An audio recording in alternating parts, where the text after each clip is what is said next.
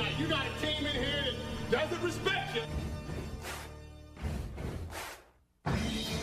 Live from the Busch Light Studios. Don't ask me if I'm all right. Joaquin said dominate, and we not doing it. We're going to go get one and celebrate on somebody else's field. Matt Jones may take it to the house and the dunk. You both said you had very motivational words at halftime. It's halftime with Phil Olsen and Matt Jones. Produced by Matt Travis. Hold the rope! Hold the rope! Hold the rope! I'm putting my heart, dog. Let's go, man. Probably as frustrated as I've been the first half. Do we believe? Second half, very happy. Is vintage Matt Jones. Hold the rope! Hold the rope! Hold the rope! 1, 2, 3! 1, 2, 3! Turn that down, beautiful!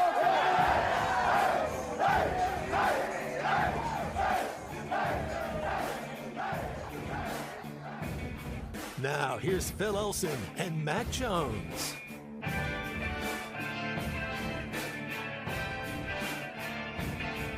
Morning. How's everyone doing?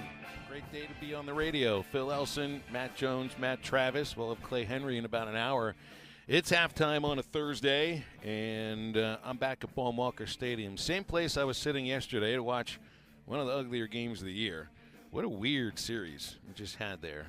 We'll get into that in a minute. Good morning to the fellas. Morning, Matt. Morning, Matt. How are you guys today? Good morning, Phil. Doing good over here. Outstanding. Feeling the two Matts, man. It's a beautiful Thursday. I'm going to get to see you tomorrow, Phil, so I'm excited about that. It's always fun to come in the studio today. You're going to be up in the booth tomorrow. Are you going to sit here with me tomorrow?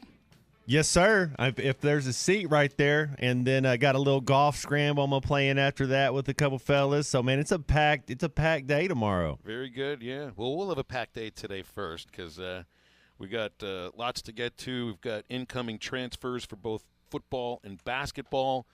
Sounds like the Hogs got a really good scoring guard out of Temple, got a good defensive tackle out of Maryland, and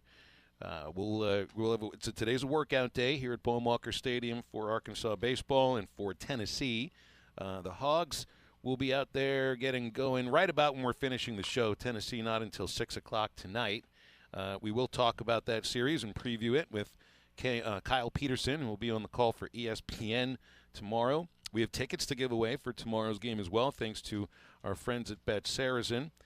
And just got to touch on last night's game, which really, I mean, it's like I remember sitting here yesterday with Bubba, and we are watching Arkansas play what felt like potentially their worst game in a long time. I know they had a really bad game the second of the season, getting blown out by TCU, but this one was really just tough to watch.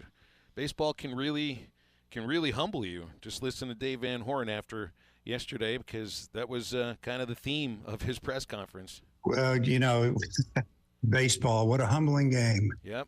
You got to show up, you got to play defense, and you got to throw strikes. And, yesterday Little Rock didn't do it. Today we didn't do it. That's exactly right. Little Rock walked the bases, walked batter after batter on Tuesday. Arkansas pitchers yesterday ended up walking 9 batters, made 2 errors in the field, and then there were about 5, maybe 6 plays in the field that don't get scored errors, but were mistakes that Little Rock took advantage of for an 11-4 victory over the Razorbacks. So it's interesting, Matt, because the last 2 days we've seen Arkansas lose to a couple of in-state schools in 2 sports where Arkansas is nationally ranked. The softball team loses their second game in a row against UCA on Tuesday, got shut out by the Bears, and now Arkansas baseball loses to Little Rock. And you might notice that the sun, I can't see the sun because there's too many clouds in the sky, but it's up there because it's bright today here in Fayetteville. So the sun rose. The world hasn't ended. Phil, after an L like that, the to get it out of your mouth is that they'll be looking ready for that game tomorrow. You kind of be looking forward to it. That's the way that I view it. I mean, it really a lot of it is more about. It's not a matter of what just happened on the field. It's not a matter of, man, you really just played a bad game. Yeah, that's going to happen in baseball. What matters is trying to not let it affect how you the respond. Next game. Yeah, and that's what today's workout is all about. I mean, it's actually a good thing that you don't have to play today. Today you can just focus on Go to school, go to class, do your things you got to do, take care of, yeah. And then doing everything right in the workout, making sure that you're focusing on doing the little things, not taking your eye off the ball on a grounder when you know you got a chance for a double play and it ends up going under your legs. Not when in the outfield, knowing that, man, you want to make a diving catch to try to save a run or two, but you don't really have a chance to, so don't dive after it, just play it on a bounce. Number of other mistakes too. And not the best day at the plate. A lot of pop-ups, a lot of routine fly balls yesterday. But that doesn't have to do with anything that might happen this weekend against Tennessee. So today is a day. You know how they say, flush it and move on. Today's the flush day. Yeah. Destroy the tape and move on. And it's young kids, and we talk about this a little bit in basketball and baseball. I mean, in football, but I guess it happens in baseball too. But you go play against a team, and maybe they're not very good, and you whoop them. It happened in basketball. You whoop them by 20 or something. The next time you play them, you're kind of like, yeah, we're not as focused. We're not as high alert. We're kind of looking past them, and maybe there was a little bit to that. Because there's really no excuses, no reasons why we should play that bad. Yep, and to me, still the most important thing that we found out yesterday is about Jared Wagner's left thumb. Yeah, what's up with that? It's a hairline fracture. Oh no! It is the second. You only have the two knuckles on the thumb, so it's the top one, and that's actually good news. So there's two pieces of good news to this injury for Jared Wagner. Bad news is he's hurt, so and he'll have to deal with some pain. If it was the lower knuckle, the one that's connected right to the hand there, he probably wouldn't be able to play. Yeah. That would really be a big problem. But this is the knuckle that's closer to the tip of his thumb, and it's a hairline fracture. It's not a clean break.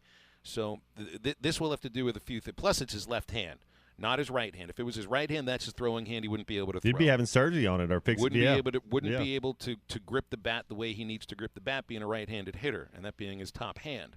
So all of the signs point to he will be able to play. We'll find out today whether or not he will play tomorrow, and then I guess day after day is the way you take it, for the rest of the series against Tennessee. That was the biggest aspect of yesterday, not the 11-4 loss to Little Rock. Truthfully, not even the 9 walks, although there are a couple of things that do rise up here. Zach Morris struggled again, 1 1/3 innings, walked 3 batters, allowed a run, just threw another wild pitch, and still waiting for this veteran pitcher from Cabot who was a huge part of last year's trip to the College World Series to show some of that form that he showed last year, but it just hasn't been there. And I'd be really surprised if Morris comes out and pitches this next weekend. Outside of that, the bright spots were home runs by Jace Borfin and Brady Slavens, and that was about it. But there were other bright spots yesterday involving Arkansas athletics. Should offer congratulations to Anthony Black for making his decision public yesterday. He's a star. He's going to be a star. Yeah. No surprise that was the direction he was going to go. We could have twisted ourselves into the ground and dug a hole all the way to the core of the earth, trying to figure out all the ways in our minds of why he should come back and the reasons to do it. But there really aren't any other reasons to. If you're a lottery pick, right, Phil, and it's different. We did discuss that about the women's basketball to the men's basketball. It is totally different. Mm-hmm. Yep. So congratulations to him. I think he's going to be a star. I think Drew Sanders is going to be. I mean, when we're looking at some of these drafts and some of these Arkansans that are going to be doing well, I think. Well, I guess he's from Texas, but he is an Arkansas alum now. He's once a Hog, always a Hog. But whoever gets Drew Sanders in the draft, I think he's a plug and play guy. He's going to be a star. Whoever gets Anthony Black, and it'll be a year or two before he plays any meaningful games. That's just the process of getting to the NBA. It takes 2 or 3 years before you can kind of get going, but he's going to get going, and he's only going to get better each year. There's going to be a team's going to be lucky to have him. Here is Anthony Black on ESPN last night making his decision public. I mean, first I just want to say thanks to you and the rest of the people here who made it possible for me to come on the show. Thank you. And yeah. We're excited to have you. Oh yeah, for sure. And I got an announcement to make, but first, I just want to just thank God for blessing me with the talent to play basketball and just the skills. And then, I want to thank my mom and my brother because, they believed in me a lot and really supported me, like, as I came up just playing basketball. And then, my coaches, my AU coach, Sean Ward, he really instilled the love for the game in me, and really trained me all throughout middle school and high school. And then my high school coaches, both schools, Coppell and Duncanville, for helping develop me as a player. And then especially Coach Muss and the rest of the staff at Arkansas. I trusted them with my college decision, and they delivered on everything they told me. So, I just want to thank all those people for just helping me get here. And with that being said, I'm declaring for the 2023 draft. Oh, wow. Congratulations. That is fantastic news. I don't remember the name of the host there, but I think it's so funny that she acted surprised. Congratulations. Really? We didn't know you were going to do that. You're only going to be the first point guard taken in the NBA draft. We brought you onto ESPN to tell everybody that you were returning to school, right? How can you not root for the kid, he's got a smile on his face. He plays the game the right way. Man, you just wish the best for him. Yeah, you do. You wish the best for him. It's going to be a fun draft season, too, if you're just a Razorback fan, because like you mentioned, we'll see where Drew Sanders goes and a number of the other Arkansas football players that still might go in the draft. There's probably 2 or 3 others that could get selected. And then, man, who wants to take the odds on who goes first, Anthony Black or Nick Smith? I'm telling you who you draft, take. Right? Nick Smith, there's going to be 3 Nick Smiths come through the draft every year. There's not an Anthony Black coming through the draft every year. He's Jason Kidd-like. That's who his mold is. I think Nick Smith is a Trae Young-like, where Anthony Black's a pass-first point guard. Nick Smith is a shoot-first point guard. That brings up the pass based on if he can't get his shot or not, where Anthony's looking to pass the ball, then looking for his shot. I absolutely love my point guards to have vision and be able to make any type of pass at any time. If you're Anthony Black's your teammate, at all times you're open. If you can get open, he can get you the ball. That's how cool it is. He's going to be better at the next level. Looks like we might have some breaking news involving Arkansas men's basketball here. This coming out a few minutes ago, that Arkansas has landed Cincinnati transfer Jeremiah Davenport, 6'7" combo guard forward, coming out of the Cincinnati Bearcats. That's what Muss likes, Phil. He likes those combo guards. Reporting it, and Richard Davenport already has a piece on Whole Hog about this coming out a few minutes ago. Man, it's like the Hogs now, they're becoming the all-star team of the American Conference, which isn't a bad thing. When you look at some of the players you got coming in, you got this shooting guard out of Temple, Khalif Battle, who sounds to me, looking at his numbers, he's a walking bucket. You got Tremont Mark out of Houston, and now Jeremiah Davenport out of Cincinnati. Of course, they're all 6'7" guards, huh? They? Yeah. Well, 2 of those schools are going to go to the Big 12. Let's see, 6'7" is Davenport. Mark, I think, is more like 6'5". Yeah, I think 6'5", but they're all right around there. The thing is, he loves is to be able to switch everything on defense, and that's the ability when you had Brazil and when you get a couple people hurt, but you're going to be able to the defense is going to be fire next year, man. Davenport averaged 9 points, 4.2 rebounds, and 1.5 assists. Went in the transfer portal April the 6th. So 1 week later, he never even visited Fayetteville. He's made the decision to join the Razorbacks. Started 15 of 36 games, 25.5 minutes, double-figure scoring 13 times, 35% shooter, 33% from behind the three-point line. So that's right about with the hog shot. But he's a good foul shooter at 83%. Seems to be a going thing here for the transfers coming in. They're all really good free throw shooters. Okay. Really good free throw shooters. And then Battle was a guy that I think he was like 38% from the three-point line. So that's a little bit better. So, man, you've remade the team just like that. And they're upperclassmen, Phil. I absolutely love it. You got Jordan Walsh, you got Trevin Brazile, Darian Ford, Dunning, Pinion, and then the newcomers coming in, man. It's going to be I'm getting excited already for basketball season. It's time to make a spreadsheet of the roster movement for basketball. You got tons of roster movement for football. You got your defensive tackle transfer coming in from Maryland, and the portal opens up again in about a little more than 2 weeks. So, yeah, it's fun to try to keep track of everything in this era of college sports free agency. All right, here's what's on halftime today. We have Kyle Peterson from ESPN, baseball analyst, joining us at 12:15. We'll talk about Arkansas, Tennessee. And we've got Clay Henry for a couple of hours starting at 12. We'll take a break here, and we'll be joined by Bob Holt from the Democrat Gazette. Stay with us. It's halftime.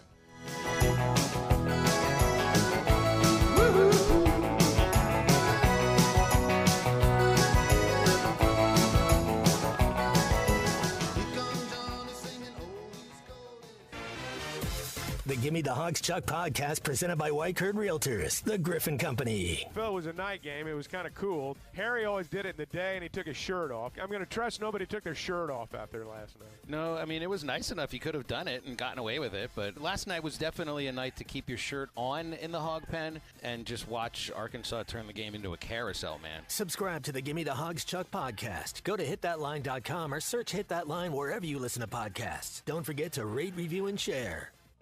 When was the last time you looked forward to seeing the dentist? Well, if it's been a while, or if you haven't had the best of experiences with dentistry, meet Marcy Van Ash McKinney Family Dentistry. Give her a call at 494-7600. They'll take care of it all. Crowns, bonding, dentures, bleaching, and cosmetic dentistry. Marcy Van Ash McKinney Family Dentistry at 807 South 21st. Call for an appointment today. 494-7600. That's 494-7600.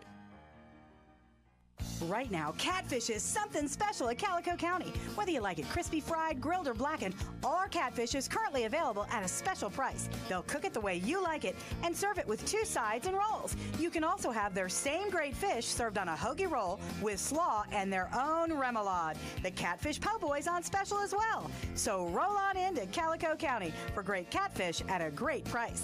Calico County, just off Rogers Avenue, behind Randall Ford. The cold and flu seasons are here, and Law's Drug Store has what you need to safely care for you and your family. Law's Drug Store can fill and refill your prescriptions, and they have all the over-the-counter cold and flu remedies to provide comfort. Call 452-6116 and ask about vaccine shot appointments for shingles, pneumonia, COVID, and whooping cough. Law's Drug Store, 6802 Rogers Avenue behind Outback Steakhouse. Law's Drug Store, open 6 days a week to safely care for you and your family. Was your roof damaged by recent storms? Don't fall victim to out-of-town contractors and fly-by-night repairmen. Trust the local roofing professionals at Able Roofing. Call their local number, 474-0006, for a free roof inspection. Never trust something as important as the roofing system on your home to a storm chaser. Able Roofing, 474-0006, will work with your insurance company. Call now for your free roof inspection, 474-0006. Able Roofing, the hometown roofers. Discover credit cards automatically double all the cash back you earn at the end of your first year, which means... Wait, hold up. Question for the audio engineer. Go ahead. Did I read that right? Discover automatically doubles all your cash back? Yeah, that's what the script says. So if I get a Discover card right now, I can earn twice the cash back. Apparently. Wait! Unlimited first-year cash back match, only from Discover. See terms and learn more at discover.com/match.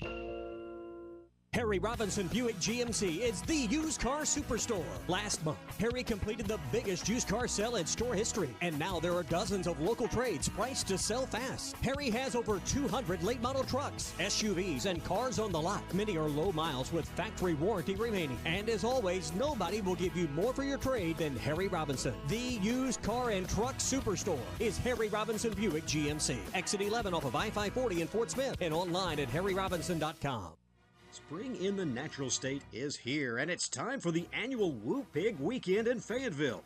Call the Hogs April 13th through the 16th for Woo Pig Weekend. That'll be featuring 10 events over 3 days, including Razorback Baseball against Tennessee, Softball against UAB, the 2023 Spring Football Game, Volleyball, and much, much more. Visit ArkansasRazorbacks.com for the full weekend schedule. Your home for every Razorback football, basketball, and baseball game. ESPN 95.3. Should start with Bob. It's time to talk with a unique individual. You said you and Diva are OGs, old guys? Brett, you spoke so positively recently. I mean, did you expect this to happen? He's a man of mystery. Why do you always talk about Arkansas? But go ahead. Well, why do you always talk about Kentucky? Hey, it's Bob again. I think I'm unmuted now. I figured it out. Man, you win the lottery 3 times, get to go to Starkville. A man whose incisive questions and rapier wit. Hey, John, I had a 2-parter if that's okay. What did you mean? I'm sorry. I'm not that hip. Man, we got to get the Packers straightened out. Losing to the Jets in Lambeau, that ain't good. That placed him on the Mount Rushmore of Arkansas sports writers. What do you think about that? Sure, Bob. There's a future in that, yeah. Here he is, the one and only Bob Holt. Hey, guys. What's up, Bob? How you doing today? Happy Thursday. Hey, I'm good. How are you guys doing? Doing all right. Doing all right. Trying to just slough off yesterday's 11-4 loss to Little Rock. I don't know what you take away from that game other than it was just an ugly game, and that's going to happen. I know that the one thing that might worry me a little bit is that there has been, and it's been maybe once every couple of weeks, there's been a game that gets away from the Arkansas baseball team, whether an opponent just smacks the ball around like we saw Alabama do or TCU or yesterday. I mean, Little Rock smacked the ball around, but what they took advantage of were Arkansas mistakes in the field, and that's really what got the game out of hand. So, I mean, maybe that's one thing to take from yesterday is 1 out of every 8 or 9 games, there's been a game that's kind of like that. Yeah, I mean, obviously Arkansas had a lot of issues. I covered the 21-5 game Tom Murphy covered yesterday. I listened to you and Bubba while I was working on some Anthony Black stuff, and yeah, it just sounded, obviously they weren't playing their usual lineup, and they had actual plays that were credited as errors, and they just had missed plays. So they gave Arkansas Little Rock way too many outs, just like too many walks. 3 passes, just like the Trojans did for the Razorbacks. I thought Dave Van Horn summed it up pretty good after the game when he said something like, they gave Arkansas, this is paraphrasing, but they gave Arkansas a lot of help, the night before, and Arkansas gave them a lot of help yesterday. And but I think UALR's got a solid team. I'm not saying they're as good as Arkansas, obviously.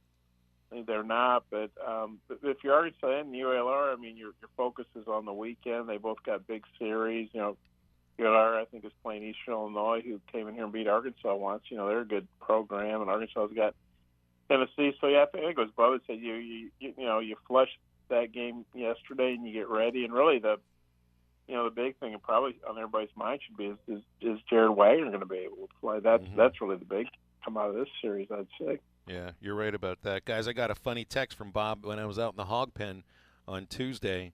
You didn't have to worry about a second-inning stretch yesterday because the first inning took like 12 minutes. You had a 50-minute first inning on Tuesday, and as the second inning is about to start, Bob texts me from the press box. I'm out on the hog pen. He's like, man, we need a second-inning stretch. I thought that was a good one. It was it made me chuckle out there for a moment there, Bob. Yeah. So you wrote about Anthony Black. Obviously no surprise. That he declares for the draft, and now it's just a matter of where it is he goes, who he goes to. There's a lot to work with there, and the one thing you gotta, and this can improve. It will improve with him because I know he works on it. Is the jump shot. Outside of that, this is an outstanding pro prospect, and he's unique for the position he plays.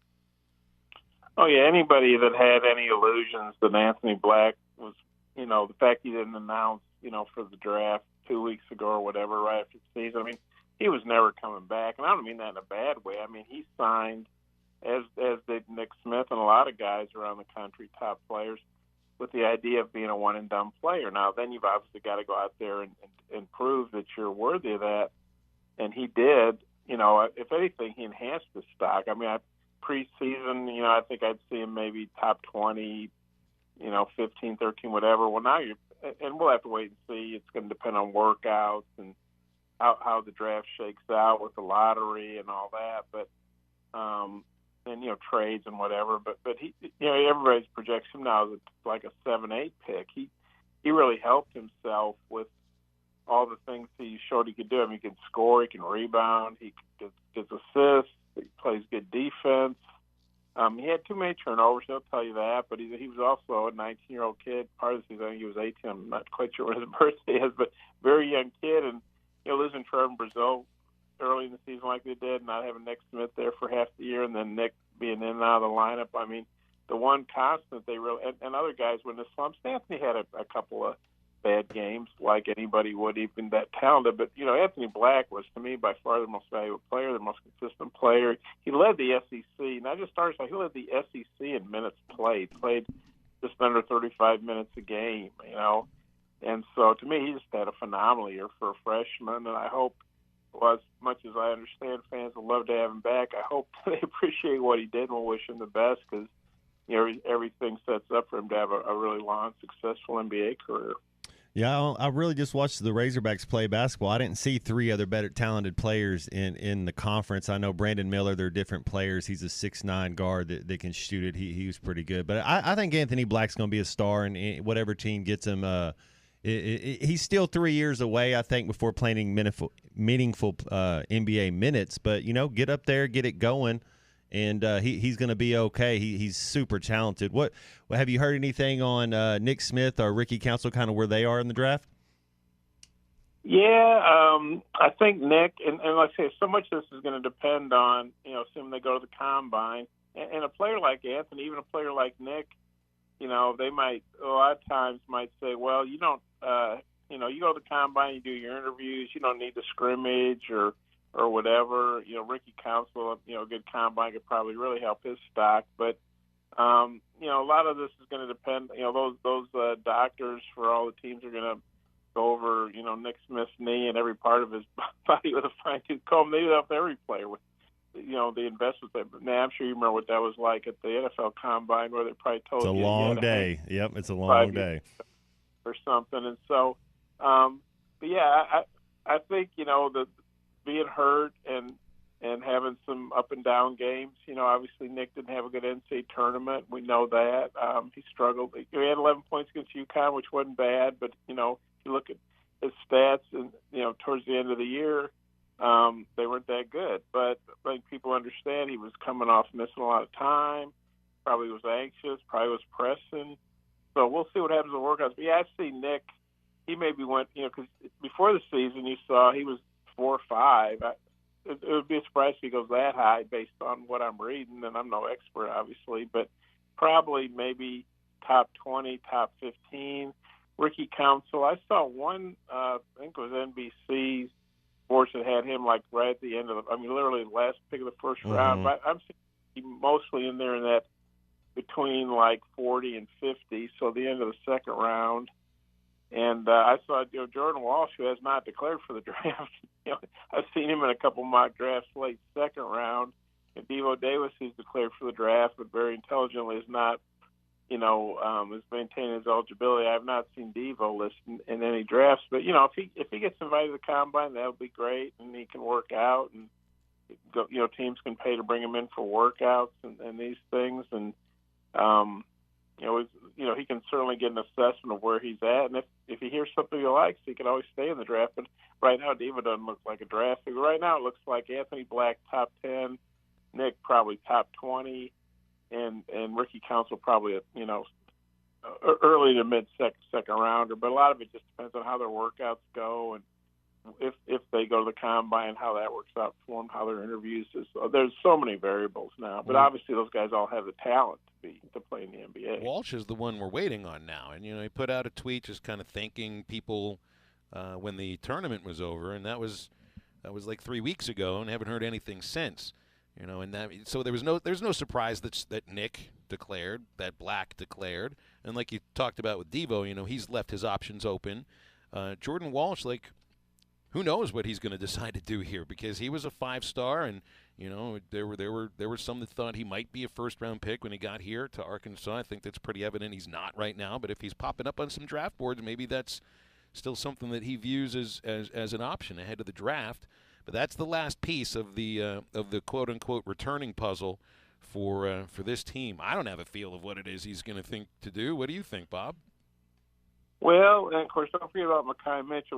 We know Mikel's twin brother is in the portal, and those two guys have been, they're twins, and they've been everywhere together, whether it was high school, Maryland, Rhode Island, or Arkansas. But maybe, Mekhi wants. I'd love to hear the conversations between the players and the coaching staff. But yeah, with Jordan, and I haven't talked to him about this, but to me, it makes sense to declare for the draft to keep your options open, and if you get invited to the combine, that's a great experience to go through. So so if you do decide to come back to Arkansas, or for any player, if he decides to come back to college, then he's gone through that experience. He kind of knows the ropes, and you get great feedback. You can go do some workouts. They might tell you, what, we love, your attitude. We love your wingspan. You got to work on, your jumper, and you need to continue to play great defense, but not foul so much. You got to just be a little smarter. And if you do these things and hit your 3-point better and, improve and listen to Muss and the coaches, man, you're going to be a first-round draft pick next year. Or maybe they're telling them, we love your athleticism, we love your ceiling, and, you're going to be picked somewhere late in the second round. So it really just depends on I certainly believe, Jordan Walsh has the athleticism and the drive and all that to play in the NBA. It's just a question of if he came back and had a really good year, I think he would be a pretty high pick and he'd make a lot more money. But, you just don't know where somebody's head's at if they are just bound and determined, I want to get my pro career going. But with NIL, to me, you're making good money, certainly at a place like Arkansas. So I guess selfishly, just because I think he's a good kid to cover and he's make Arkansas better. Selfishly, I'd love to keep covering Jordan Walsh for another season. But I can see both sides of it. You say, wow, they're going to – here's another thing to consider. It's just maybe a minor thing. There's normally 60 picks in the draft, two rounds of 30. There's only going to be 58 picks this year because the Bulls and somebody else had to forfeit a second-round pick for tampering. I don't know what they did, but there's only going to be 58 picks. And, of course, only the top 30, the first-round guys, are guaranteed.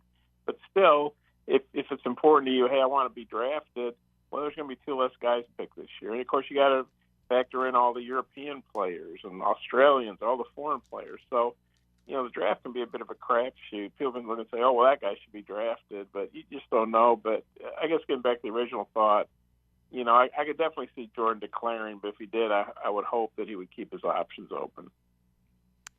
Appears to me, the way that the roster gets built by Muss, you can't have enough of any certain position. So whether or not Mekhi Mitchell decides to come back, does this team need another big man? And when I'm talking about a big man, like you look at some of the players that they've contacted, and maybe everybody wants these kind of guys. Dickinson from Michigan, one of the best centers in the country. Edwards out of Syracuse. So looking at a couple of 7-footers, if they decide to come to Arkansas, I'm sure that'd be great. Does this team need right now a true center? I know Bay Fall plays the position, but I also don't know if they'd be ready to entrust that position necessarily to a true freshman and expect him to get out there and play 30 minutes a game. Does this team need a real center right now to come out of the portal? Well, and of course, we're putting Trevor Brazile back into the mix. And of course, he's not a true center. They basically were playing him in a small forward spot. That they were grooming him.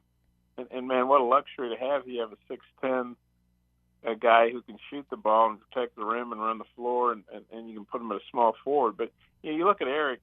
Sometimes 6'4" Devo Davis, if they had foul issues or injuries or something, he might play power forward. But hey, if you could pick up Hunter Dickinson or somebody like that, I mean, who wouldn't want that? So obviously that'd be awesome for Arkansas. But I feel like the way the roster's constructed, obviously they're very perimeter-oriented, and it's a perimeter-oriented game now, I think, in college more than ever. Bay Fall, I'm not super familiar with this game. I didn't see him play in high school or anything, but I think he's obviously got a huge ceiling. But I think he's probably more of an impact guy on the defensive end, at least early, probably kind of raw offensively, but he's certainly a guy that can really help on defense. And then we'll see how the offensive game develops. But, yeah, if they could get another big guy, I think that'd be great for him. But I don't feel like, well, if they don't get Hunter Dickinson, then, they're screwed or something like that. But I think if Mekhi Mitchell comes back, I thought he had a nice season. Jalen Graham, obviously a strong offensive player, but he needs to develop some other things. Baseball, we talked about him. So I think if you can get Hunter Dickinson, obviously you do that in a second.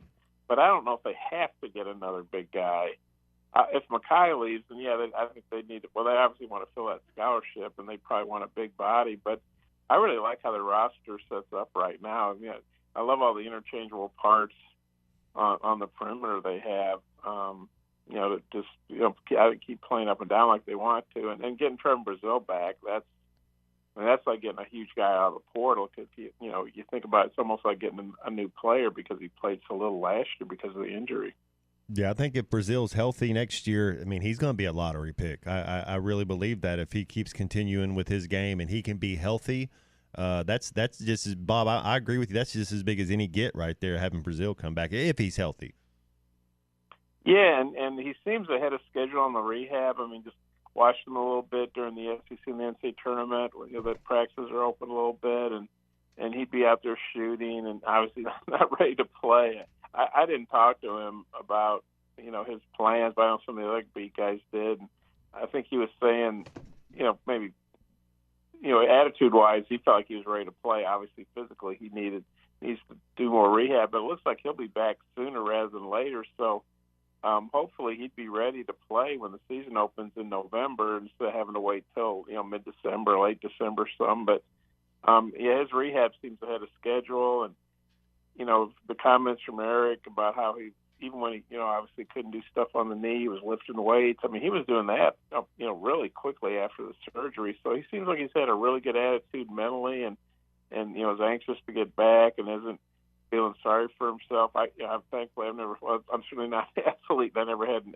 ACL tear, but I've talked to enough guys to know that's a really tough injury, and sometimes you feel like you're not getting anywhere, this week or that week, and you wonder why I'm doing all this work, and then I'm not progressing. But you sort of have to take the long view of things. But it sounds like Trevin's had a great attitude and has really been working hard. So hopefully he'll come back, a bit better than ever. And I agree, if he comes back and has the kind of season he's capable of, then he's a first-round pick in my mind. Bob, we'll leave it there. Thank you for coming on, as always. Have a great week. Okay, you guys take care. Thanks, Bob. See Bob here at Baum-Walker Stadium this weekend for Arkansas and Tennessee. Halftime brought to you by Crabtree RV Center in Alma, the dealership that served the River Valley in northwest Arkansas for over 70 years. They're at the junction of I-40 and I-49 in Alma beside the Cracker Barrel. Crabtree RV Center, helping every family with the best experience, starting from choosing the right RV for your adventures to the service and parts department, everything you need in between. Right there at Crabtree RV, making your family's dreams come true for over 70 years and 4 generations. Let Crabtree RV get your spring started in the right direction with one of their RVs. Go to crabtreerv.com to look at their inventory. Got an open segment, so call us or text us at 877-377-6963. We are right back. Hey, crazy month last month. March, Mitch making us take all that money off them trucks. Oh, Ryan, Mitch said $8,000 off. Man, maybe this month would be a lot smoother. Gosh. Hey, guys, I got an idea to make it $10,000 off this month. How? We need extra trade-ins, right? With $2,000 trade-in incentives, you get $10,000 off all new 23 Ram Bighorn trucks in stock. If you don't believe us, make that beautiful drive right here to Heber Springs. Check us out online at redriverdodge.com during Ram Truck Month. The best selection of RVs is now even better at Wheels RV in Springdale. Wheels RV has added Brinkley RVs to the already loaded lineup of Grand Design and Forest River products. See the Brinkley Model Z, the latest innovation in luxury fifth wheels. And like always, every new RV comes with a lifetime warranty, so you can camp with confidence. So stop in and find out why Wheels has been voted best RV dealer year after year. Wheels RV, 5 miles west of exit 72 off of I-49 in Springdale. Seek, explore, discover with Wheels RV.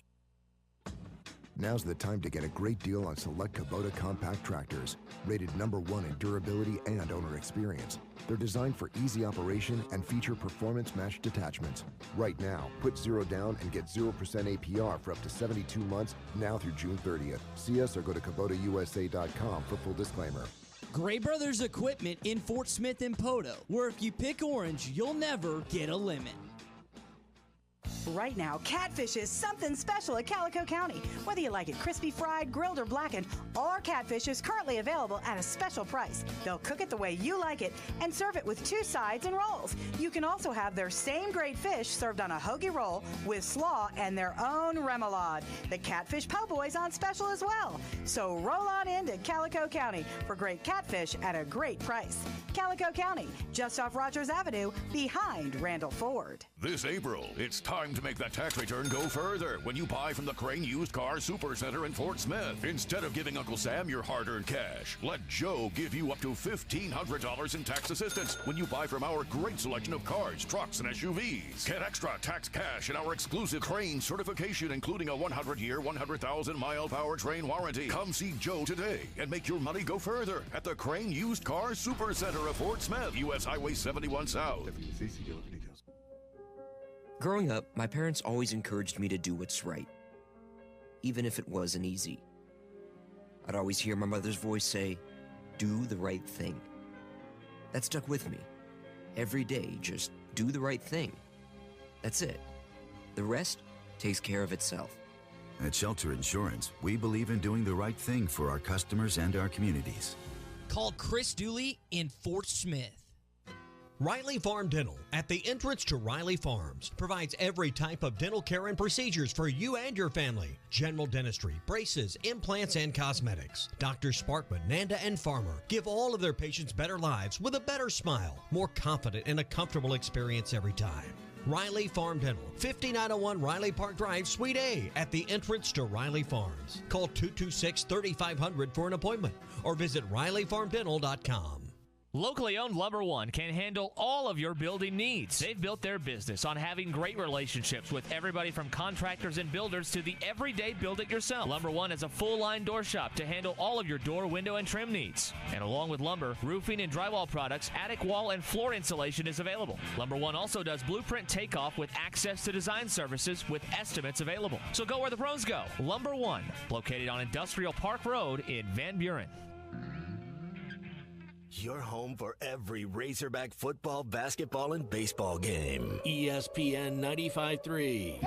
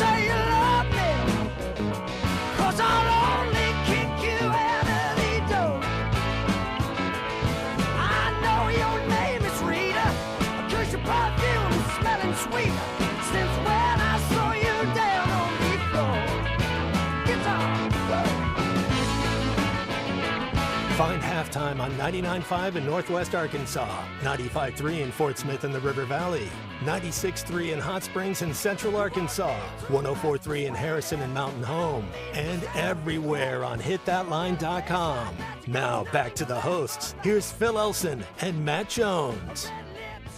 Well, we got a situation here with Arkansas men's basketball. One too many scholarship players for number of scholarships you're allowed. 13 scholarships, and right now there are 14 players that would be getting a scholarship at Arkansas. So look at the player that has just announced he's transferring in, Matt. Jeremiah Davenport, 6'7", combo guard forward. Athletic. Arkansas's got somebody like that right now. That sounds a little bit like Jordan Walsh. And really, I mean, like I think these movements, they work in tandem. I mean, Muss isn't caught by surprise by any of the announcements by his players right now, unless there might be a portal situation that he wasn't aware of. But you can imagine, I mean, there had to have been a conversation with Mikal Mitchell and probably with Makai too, about where they can fit in the team. And so Mikal ends up in the portal, Makai not for right now. But we're waiting on Jordan Walsh's decision, right? But right now you have one more scholarship than you have one more player than you have available scholarships for. So if you just read the tea leaves on this, with Davenport transferring in today or announcing he's transferring in today, Khalif Battle yesterday, Tremont Mark, and Keon Menafield over the past few days. It's 4 incoming transfers. You have 14 scholarship players now for 13 scholarships. If you want to read the tea leaves, that makes me feel like Jordan Walsh is gone. Either that or Mekhi Mitchell. And honestly, like I think if Mekhi was going to go in the portal, he would be in the portal at the same time that his brother went in. I think he's going to stay. Jordan Walsh, now I'm not so sure about it. Yeah, Mekhi, he started a lot of games. I think Coach trusts him. And one thing, Phil, that at the end of basketball season I had with Coach Richardson and Coach Anderson, and the same thing with Coach Stan Heath, that we did in football season too. We had exit interviews. At the end of the season, you go in, and I think it's even more important now with the portal that way, but you go in there and you talk about the season, you evaluate yourself, and you figure out, what are you going to do? What's the plan? What's your plan for the next 3 months, your 4 months, 5 months before camp? So blah, blah, all that stuff you do. So I'm sure Muss, in his players that he knows, like you're saying, he's already sat down with everybody. And then it's also a good guideline. Coach Nutt was really good about getting you a draft grade back. I'd get a draft grade back at the quarterback position. I got a draft grade back at the wide receiver position, and so all the players can get a draft grade, and it kind of just sets you on the right course. And then in basketball, you even feel like Bob said, what does it hurt Jordan to if he gets invited to the combine? I mean, he's a 6'7" small forward that's I think is going to play. He's athletic. He can do so many things well. He needs another year. He might even need 2, before he goes to the next level. But I know they're all in a hurry to get there and sign that contract. But if you're not a first-round pick, it's not guaranteed. I think you can make more money in your NIL deal if you're a second-round pick. So an NBA second-round pick or a college first class, whatever you want to do, I think it's probably better to stay until you can become, because he can develop into a first-round pick. That's what I'd tell him. I say, man, let's develop into take another year. We'll see how it is next year. Maybe he's in a rush to get to the NBA, or maybe he's looking to play for another Division I program. I mean, that's the other aspect of this. Right. And we can't get into his mind. Hey, I never got. Maybe the sense he wants to be a starter, because was he kind of happen? How many games did he start? You feel that he didn't start too many games. You know what I mean? Like he was really more of a bench. He started a handful of games. But, maybe with these players coming in, he wants more of a role where he wants to start and play 30 minutes a game, because I don't know if that's what it's going to be. Just looking here, Jordan started 36 games. See, yeah, 24.5 minutes. I mean, if he comes back, and again, throw it out there, who knows if he's going to start? The guys that are coming in here all expect to start. And they're all upperclassmen. That's the thing. Yeah. Yeah. Well, and they've all look. I mean, Khalif Battle is going to start at Arkansas. This guy is a walking bucket. Menafield, I think, is going to be your point guard. So he's going to start too. Tremont Mark, he was a starter on the #1 team in the country for the entire season. Plays defense be out there too. Starting. Yeah, he does. He plays some D. Yeah. After that, I mean, so Mekhi Mitchell comes back. I think started more often than not. He'd be out there, I would assume. Brazil at your 4. So maybe it's certainly not a given that Jordan Walsh returns as a starter for every game. Bayfall at the 5 too, but yeah, Brazil, if he's healthy, he's probably starting at your 4 spot. Battle, though, is an intriguing scorer. Like this is the guy that very well could and should lead Arkansas in scoring last year. Before he got hurt, he had 5 consecutive games of 24 points or more. He can get it, huh? That also included a game against Houston and a game against Memphis where he scored 24 and 25 points. Those are good teams. Guy drops an average of like 3.5 threes per game. Doesn't seem to turn it over too much. 17.9 points per game.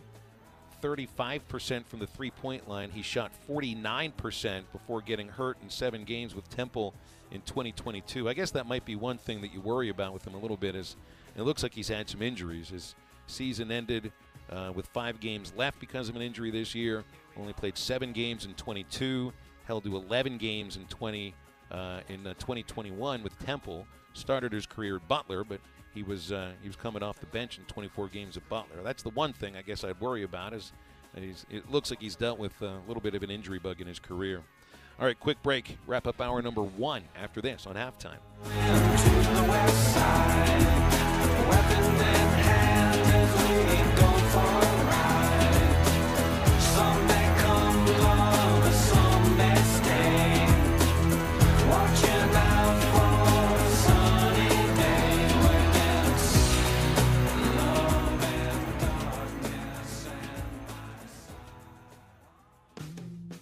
Are you needing new tires? Are you short on cash? Van Alma Tire can help you get back on the road. Come by Van Alma Tire and apply for caffeine. It only takes minutes to get approved, and you can get the tire or the service you need to get your vehicle back on the road. Top-of-the-line tires, brake service, and more. Van Alma Tire is here to help you. Located on Highway 64 between Van Buren and Alma. Must be 18 or older. Valid ID. Active checking account and income at least $1,000 per month. Hey, this is Chad Warner, product manager for Booyah Bait Company in Fort Smith, Arkansas. The hottest swim jig on the Arkansas River right now is the Booyah Mobster. It was designed by the Muddy Water Mob, a bunch of river rats from Arkansas and Oklahoma, and it's winning tournaments on Dardanelle and Kerr like clockwork. If you're fishing submerged vegetation, water willow, lily pads, you need a Booyah Mobster to reel them in. Available at lurenet.com and tackle stores throughout Arkansas and Oklahoma, the Booyah Mobster. Art's Barbecue and Burgers has the best burger in town. And every Saturday, enjoy any burger at Art's and get $1 off. Try Art's Bacon Cheeseburger, topped with house-smoked bacon, or the Art Attack with bacon, ham, and a fried egg. And all of Art's burgers come with a mound of fresh-cut fries, or upgrade to Art's homemade onion rings. $1 off all burgers every Saturday at Art's Barbecue and Burgers, 8203 Rogers Avenue, next to Aaron's in Fort Smith. Colorworks Paint and Body in Barling offers professional automotive painting, bodywork, and fabrication that is unsurpassed in talent and dedication. Owner Andy Harrod uses the latest in collision repair technology to ensure all damage is addressed, whether it's visible or hidden, and works with all insurance companies. Andy and his crew have the experience and commitment to give you complete trust in the repair of your vehicle, no matter the size of the job. Colorworks is located at 1206 Fort Street in Barling, across from Dollar General, and is on Facebook, where you can check out their work. Precision Overhead Door features the finest quality materials, installation, and service for all of your overhead door needs. Fully licensed and insured, with locations in Rogers and Fort Smith, serving all of Northwest Arkansas and the River Valley. Give them a call today at 844-PDS-STORE or online at PrecisionDoorNWA.com. Back-to-back winners of the Best of Award, Gold Best Garage Company in Northwest Arkansas, and also winners of the River Valley Precision Overhead Door. Remember sitting in math class thinking, I am never going to need to know the difference between fractions like 1/3 and 1/4? Well, you owe your 6th grade math teacher an apology. At Mock Legal Solutions, we are offering a special on all car wreck cases. Sign up in the months of April or May, and we will take 25% as our fee, instead of the usual 1/3. Call us today, 479-769-1505. Mock Legal Solutions, real advice, reasonable price. No win, no fee. Are you a qualified CDL driver with local or over-the-road experience? Tired of driving older equipment? Not having enough home time? Feel like a number? You need Patriot Transport. Patriot Transport, based in Centerville, with locations in Russellville and Van Buren, provides you with late model equipment, has a family atmosphere, and provides you the opportunity to make $95,000 per year. Patriot Transport works with you to get the miles you want and the family time you need. Change your life today. Visit PatriotTransport.com to apply. That's PatriotTransport.com. Peace of mind in buying a quality and well-maintained vehicle is top priority at Carco Auto Sales. Carco Auto Sales has been serving the River Valley and eastern Oklahoma for over 40 years and offers a variety of late model, low mileage vehicles at unbeatable values. Come see the team at 2810 Midland Boulevard today or give them a call at 783-1722. You can check them out online at buyfromcarco.com. Carco Auto Sales. When you're ready. Your home for every Razorback football, basketball, and baseball game. ESPN 95.3.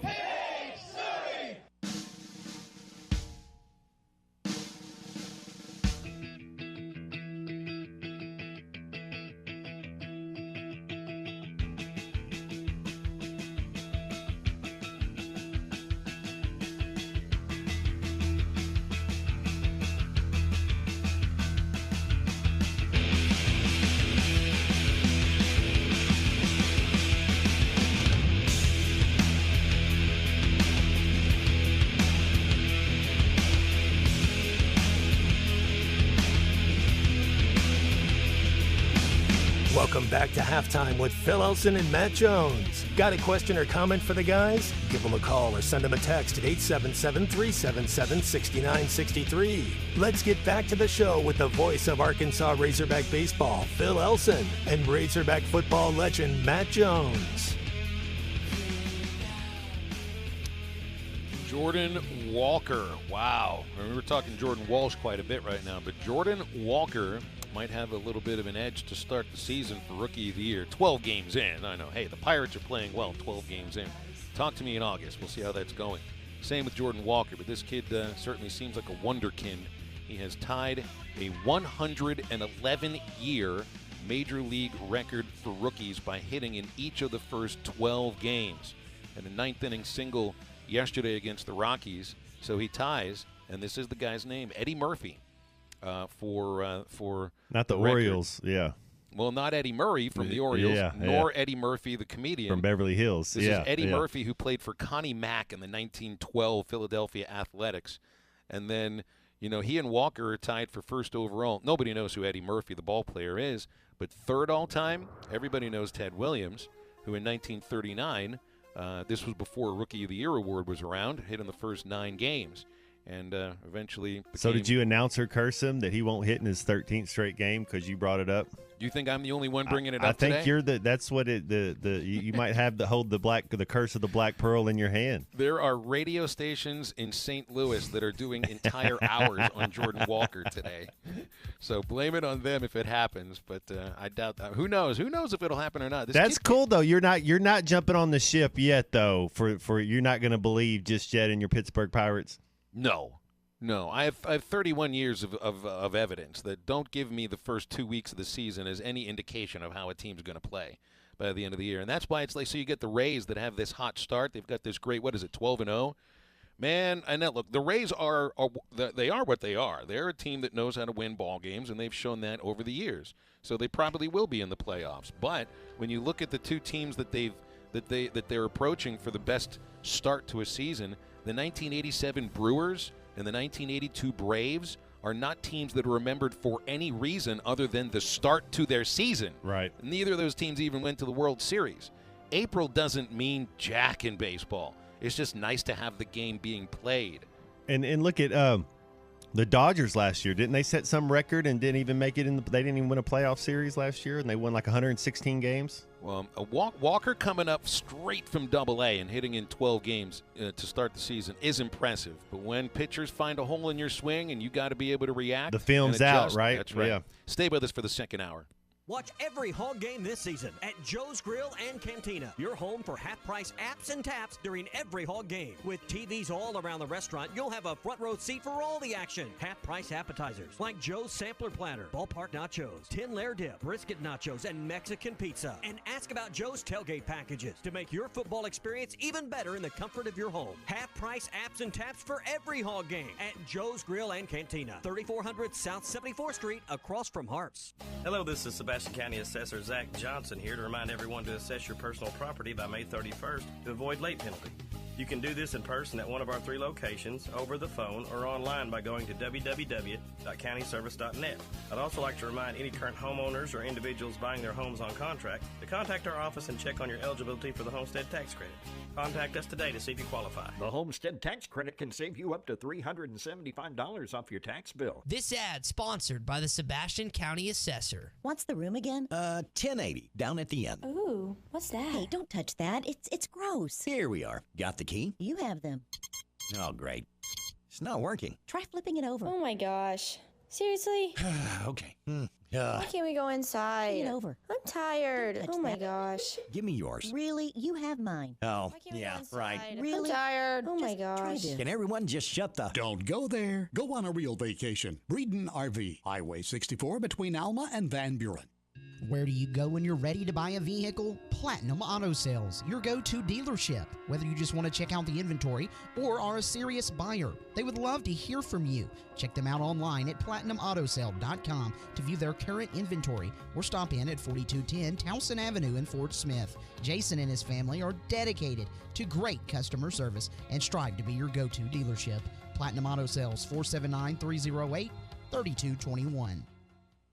Have you received damage from the recent hailstorm? Call Freedom Roofing today. They are locally owned, licensed, and insured, dependable roofing company that will be here after the storm. Residential or commercial, they will be there step by step through the insurance process. Contact Keith Holt, 479-597-6777, or Rick Carlisle, 479-651-3247 today for an estimate on all roofing services. Solve your roofing problems with Freedom Roofing and sleep soundly beneath a sturdy roof tonight. Freedom Roofing. ESPN Arkansas weather. For today, plenty of sunshine. Our high temperatures today right around 75 tonight. We're looking at clear to partly cloudy skies, an overnight low in the low 50s. Friday will wind down the week with sunny skies. Our high upper 70s to near 80. There is a chance of showers and storms on Saturday. I'm Sally Russell with your forecast on ESPN Arkansas. The weather is brought to you by Come Get You Some, Arkansas's premier off-road superstore. Call 782-MUD today. KERX Paris Fort Smith. This is Halftime, coming at you from the Bushlight Studios on ESPN 95.3. It's what I always listen to. Broadcasting on ESPN Arkansas and streaming on hitthatline.com. We got a good one tonight. You got a team in here that doesn't respect you.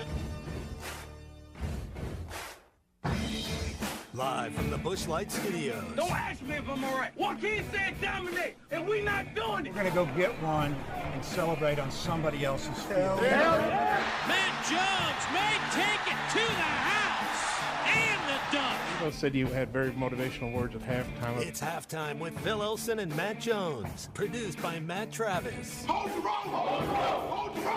I'm putting my heart, dog. Let's go, man! Probably as frustrated as I've been the first half. Do we believe? Second half, very happy. Is vintage Matt Jones. Hold the rope! Hold the rope! Hold the rope! On three! 1, 2, 3! Turn that back, you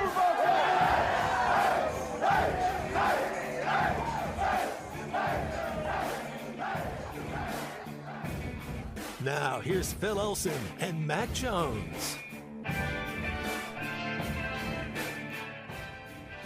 Hour number 2 on your favorite midday radio program, Halftime, here on ESPN Arkansas and hitthatline.com. I'm Phil Elson, Matt Jones, Matt Travis, driving the train, and Clay Henry's joined us here for the next couple of hours. Clay, I know you're super busy today, man. Thanks for coming on. How you doing? Yeah, it's all kind of settled out. This is I finally get to do something fun. All this other, I shouldn't say, everything's been fun, but this is more in my comfort zone. It's sports. Sports are supposed to be. I always think of the line from Bull Durham. It's baseball. Baseball's supposed to be fun, okay? It's like you're trying to convince people of it too. But yeah, sometimes it can feel like work as well. But we'll keep it mostly light. We'll keep here. it light, yeah. We'll so keep it light. I'll tell you this. This was about a good 40 years ago. I'm in the newsroom at the Tulsa World, and it's all cordoned off. You got the sports people, and you've got the business writers, and you've got the police reporters, then you've got the editors and the layout design guys, and you have the photo. And the news editor walked over to our group, and we were all working, had our our computer monitors. I just wanted to come over to the toys and games department to see how y'all are doing today. The games department, yeah. Toys and games. Like you remember the attitude that all the news anchors had for the sports anchors, for the sports guys on television, the sports gals and guys, and they still have sports anchors on local news, and they still have an important role, I think, for an area like Northwest Arkansas, but like in the major cities, it's a different thing. I just don't know a lot of people that get any of their sports news from it. But remember, like the sports guys, that was the light thing. That was the thing that was light. That was supposed to take you away from the reality. From the reality of it. And there was always like that feeling, oh, here's the sports guy. He's just a little bit goofy and going to find something that's a little bit more fun to talk about. Yeah. I mean, I really feel fortunate that my job was work. When you're editing a magazine and you've got a plan, and there's work to all that. But gosh, I didn't go to work in a factory. Mm-hmm. I didn't, and that's, I know, Phil, you got to be the same way. I mean, I am the same way. I wouldn't be able to. Part of the problem, though, right now, and I'm finding this out, because when you're attached with teams and you're doing broadcasts for the teams on weekends are the things that everybody plays on the weekends. Football, basketball, baseball, everybody plays on the weekends. And at night, yes.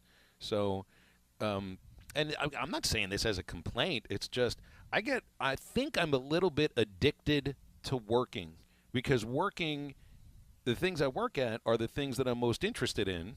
And it doesn't feel like work all the time. But I'll tell you what, like I don't know what it's like for you guys, but I have a little bit of trouble just kind of like sitting and chilling. Like I can watch a show, but I feel like I've got to pay attention to something else. Or I always feel like I got to be doing something that feels productive or like preparing for a game or a series or a show or something like that.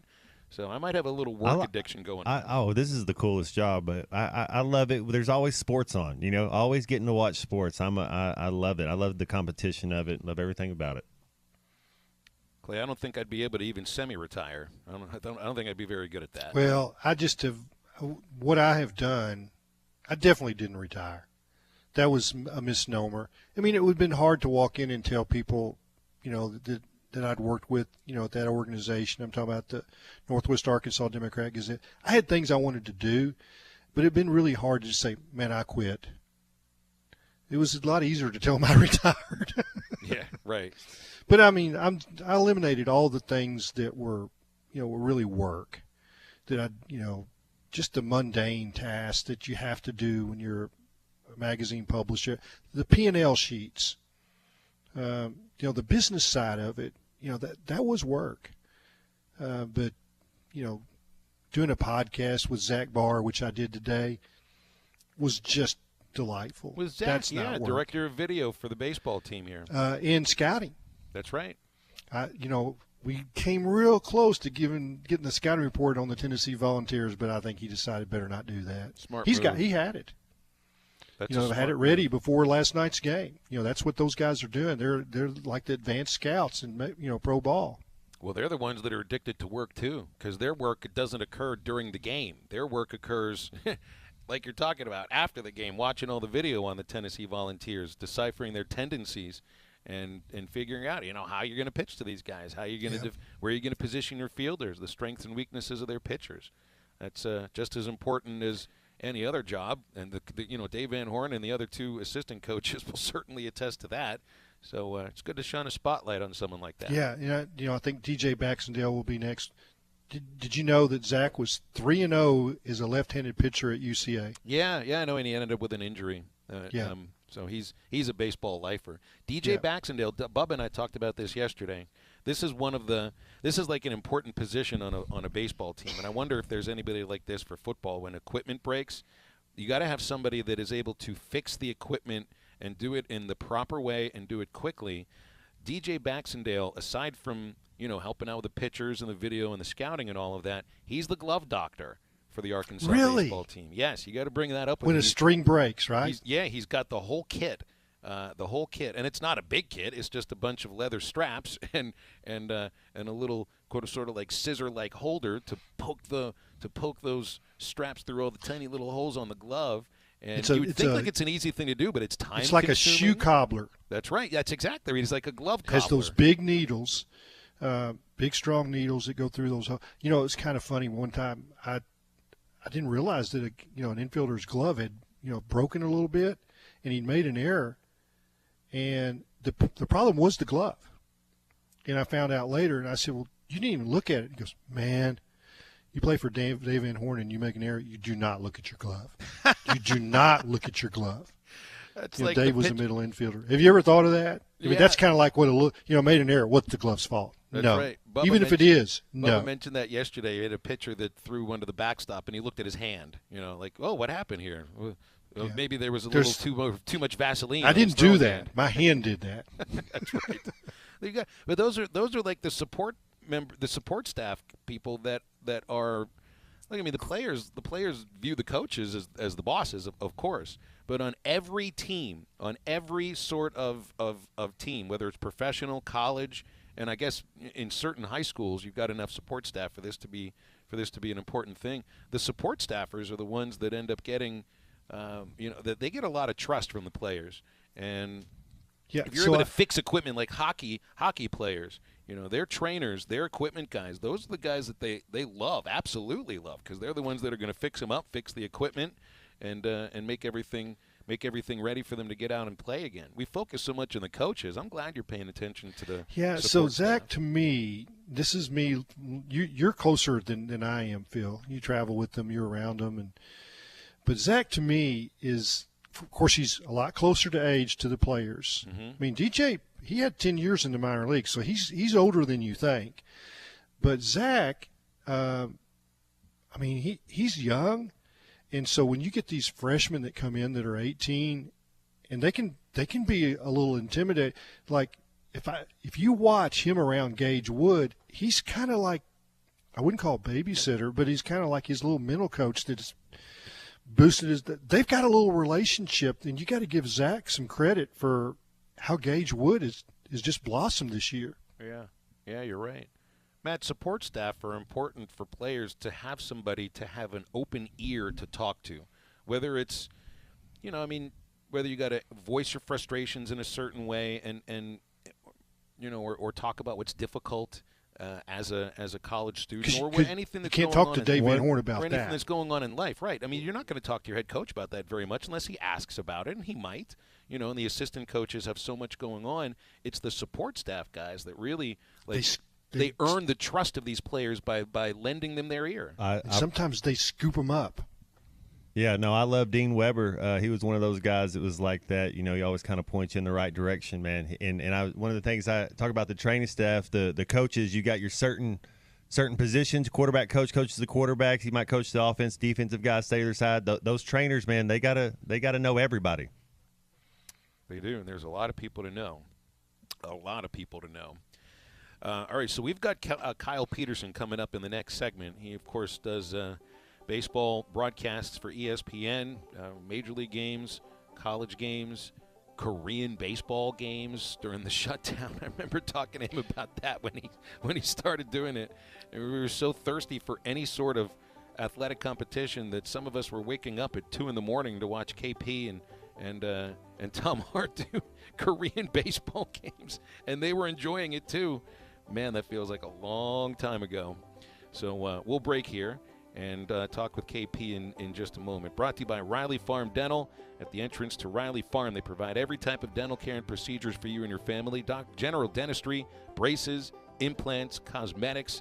Dr. Sparkman, Nanda, and Farmer giving all their patients better lives with a better smile, more confident, and a comfortable experience every time. Riley Farm Dental at 5901 Riley Farm Drive, Suite A. That's at the entrance to Riley Farm off Highway 71 in Fort Smith. Give them a call for an appointment at 226-3500 or visit RileyFarmDental.com. Stay tuned, talking baseball with ESPN's Kyle Peterson next on Halftime.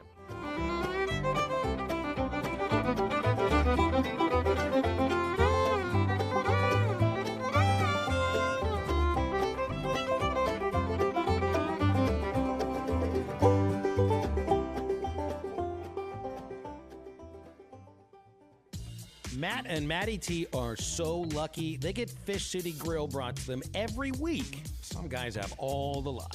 Always hot and fresh, too, Phil. The shrimp and grits are so delicious. I'm a big fan of their oyster nachos. It's such a unique appetizer, you have to try them. You and your oysters, Maddie. Now I'm hungry. I'm headed to Fish City Grill. Smart choice. They have locations in Rogers and Fort Smith. Fish City Grill, home of friendly folks and serious seafood. Spring fishing is here, and Jelco Outdoors has all the gear you need for a great day of fishing. Rods, reels, bait and tackle, clothing, footwear, and rain gear. Brands like Shimano, Frog Togs, Daiwa, G Loomis, Luz, Falcon, Sixth Sense, JB3, Bobby Garland, X-Man, Rebel, ACC Rods, Favorite, Todd Huckabee Rods, and many more. Old Town fishing kayaks are ready to go for spring. Hey, shop local. Shop Jelco Outdoors for all your fishing needs in Fort Smith. That's 782-8940. That's the only number you need to know for all of your heating and air, plumbing, and drain cleaning needs. That's 782-8940, the only number you need to know. It's Blaylock Heating and Air Conditioning and Plumbing Services. To have a red truck rolling your way today, for great American-made York products, give us a call at 782-8940. That's 782-8940. The best selection of RVs is now even better at Wheels RV in Springdale. Wheels RV has added Brinkley RVs to the already loaded lineup of Grand Design and Forest River products. See the Brinkley Model Z, the latest innovation in luxury fifth wheels. And like always, every new RV comes with a lifetime warranty, so you can camp with confidence. So stop in and find out why Wheels has been voted best RV dealer year after year. Wheels RV, 5 miles west of exit 72 off of I-49 in Springdale. Seek, explore, discover with Wheels RV. There's more to a tractor than just horsepower. A tractor also needs weight to get that horsepower to the ground. With TYM, a heavier tractor comes standard. Many of the TYM models weigh more for the horsepower than comparable tractors from the big names, and tractors that weigh more do more. See Bush Tractor at their new location at 6100 South Zero in Fort Smith, or log on to bushtractor.com to see how they can upgrade your productivity. At Southern Tire Mart, we look out for you and your vehicle. Come visit us for America's most trusted brands like Michelin tires and top-of-the-line service. You can depend on Southern Tire Mart and Michelin tires to keep you rolling. Come see us at Southern Tire Mart, just off I-540 exit 14 in Fort Smith, for Michelin tires that fit your needs and service that cares for you like family. Hello, this is Sebastian County Assessor Zach Johnson here to remind everyone to assess your personal property by May 31st to avoid late penalty. You can do this in person at one of our 3 locations, over the phone, or online by going to www.countyservice.net. I'd also like to remind any current homeowners or individuals buying their homes on contract to contact our office and check on your eligibility for the homestead tax credit. Contact us today to see if you qualify. The homestead tax credit can save you up to $375 off your tax bill. This ad sponsored by the Sebastian County Assessor. Harry Robinson Buick GMC is the used car superstore. Last month, Harry completed the biggest used car sale in store history, and now there are dozens of local trades priced to sell fast. Harry has over 200 late model trucks, SUVs, and cars on the lot. Many are low miles with factory warranty remaining. And as always, nobody will give you more for your trade than Harry Robinson. The used car and truck superstore is Harry Robinson Buick GMC. Exit 11 off of I-540 in Fort Smith, and online at harryrobinson.com. Your home for every Razorback football, basketball, and baseball game. ESPN 95.3.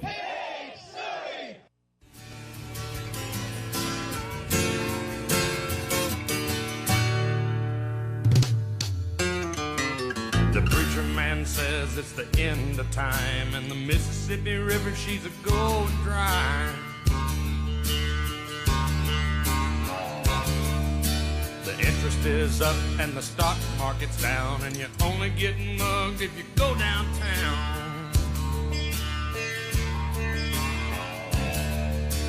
I live back in the woods, you see, my woman and the kids and the dogs and me. I got a shotgun, a rifle, and a four-wheel drive, and a country boy can survive. Country folks can survive.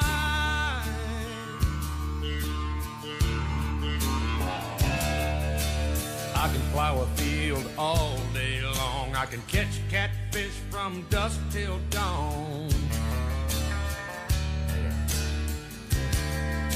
We make our own whiskey and our own smoke too. Ain't too many things these old boys can't do. We grow good old tomatoes and homemade wine, and country boy can survive. Country folks can survive.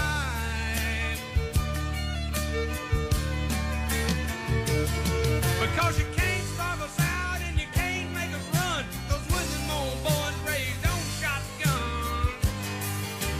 We say grace, we say ma'am. If you ain't into that, we don't give a damn. Make sure to follow Halftime on Twitter at HitThatLineAR and on Facebook and Instagram at HitThatLine. Now back to Halftime with Phil Elson and Matt Jones. Been looking forward to talking with Kyle Peterson from ESPN, former major leaguer and a member of the ESPN broadcast crew, big league games, college games, Korean baseball games as well. I'll be on the call for tomorrow's Tennessee game here at Baum Walker. You're laughing there, Kay. You miss Korean baseball? Or have you been waking up at 2 in the morning to watch some KBO games to bring back some memories? No, I mean, once we kind of got in the swing of it, I really enjoyed it. But yeah, the 2:15 wake up calls, I do not miss that. Yeah. 7 o'clock first pitch in Central Time is a little more of my speed as well. Yeah. And you get to be at the ballpark this time. You call which was the which of the game in the Ole Miss series were you calling? I know you were home for that game, but which one was it? It was the last one, Game 3. So that was Saturday, a close win for Arkansas. Give me your impressions of the Razorbacks, of what you've seen compared to some of the other SEC teams here, as we're more than halfway through the season. Yeah, I mean, I think very impressive. Obviously, injuries on the mound, and I think this has happened, and it happened to everybody, but it's happened to most around the league, to where there's been one or two pretty significant injuries on the mound that have affected what ideally you want your rotation to be. But, yeah, I think that's, and probably moving forward, that's the biggest question, is just pitching depth from an Arkansas standpoint. But, I mean, you get past that, man, and it's pretty complete. I mean, they pick it up and throw it to first pretty darn good. The lineup has some length to it. There's a few guys that can run a little bit. I know that isn't necessarily the style that Dave plays. I know he doesn't run a ton, but there's a few that can if you need them to. And then clearly the transfer component. I mean, when you're going leadoff 3-hole hitter that weren't there last year on a lineup that you did need to fill some holes, those guys have fit pretty well. I mean, Josenberger and Wagner, I've been extremely impressed with. You knew the power. Once Wagner got out of Charles Schwab Field, you knew that the power would jump up, because he was playing home games there before. But no, overall, I've been very impressed. I think they're actually maybe a little bit better from a record standpoint than I thought they would be this year. Yeah, that's legit. 26-7, 8-4 in the Southeastern Conference, and the conference has been interesting because and so much of this has to do with who you've played.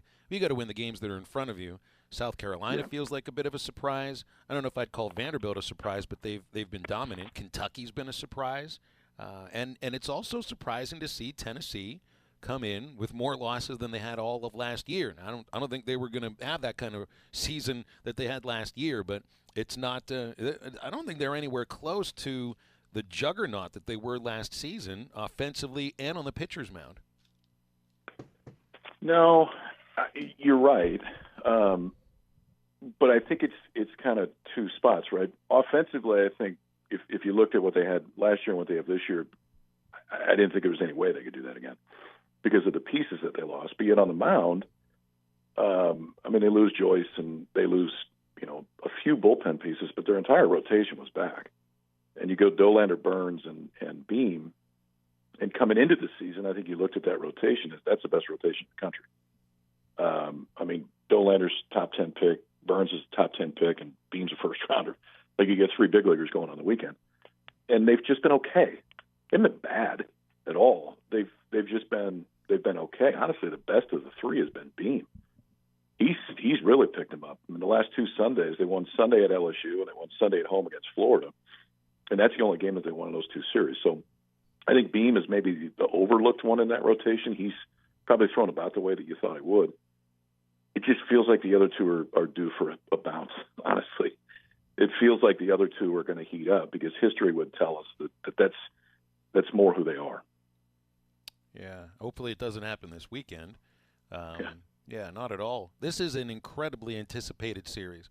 I'm doing the show today, Kyle, from the home radio booth at Baum. I see fans lined up on the street on Razorback Road to make sure they're first in line for the hog pen. Now, admittedly, some of those folks might be there for a Tuesday or Wednesday game too, but the line's a little bit longer than it would be for a Tuesday or Wednesday or even a Friday game because of who the opponent is.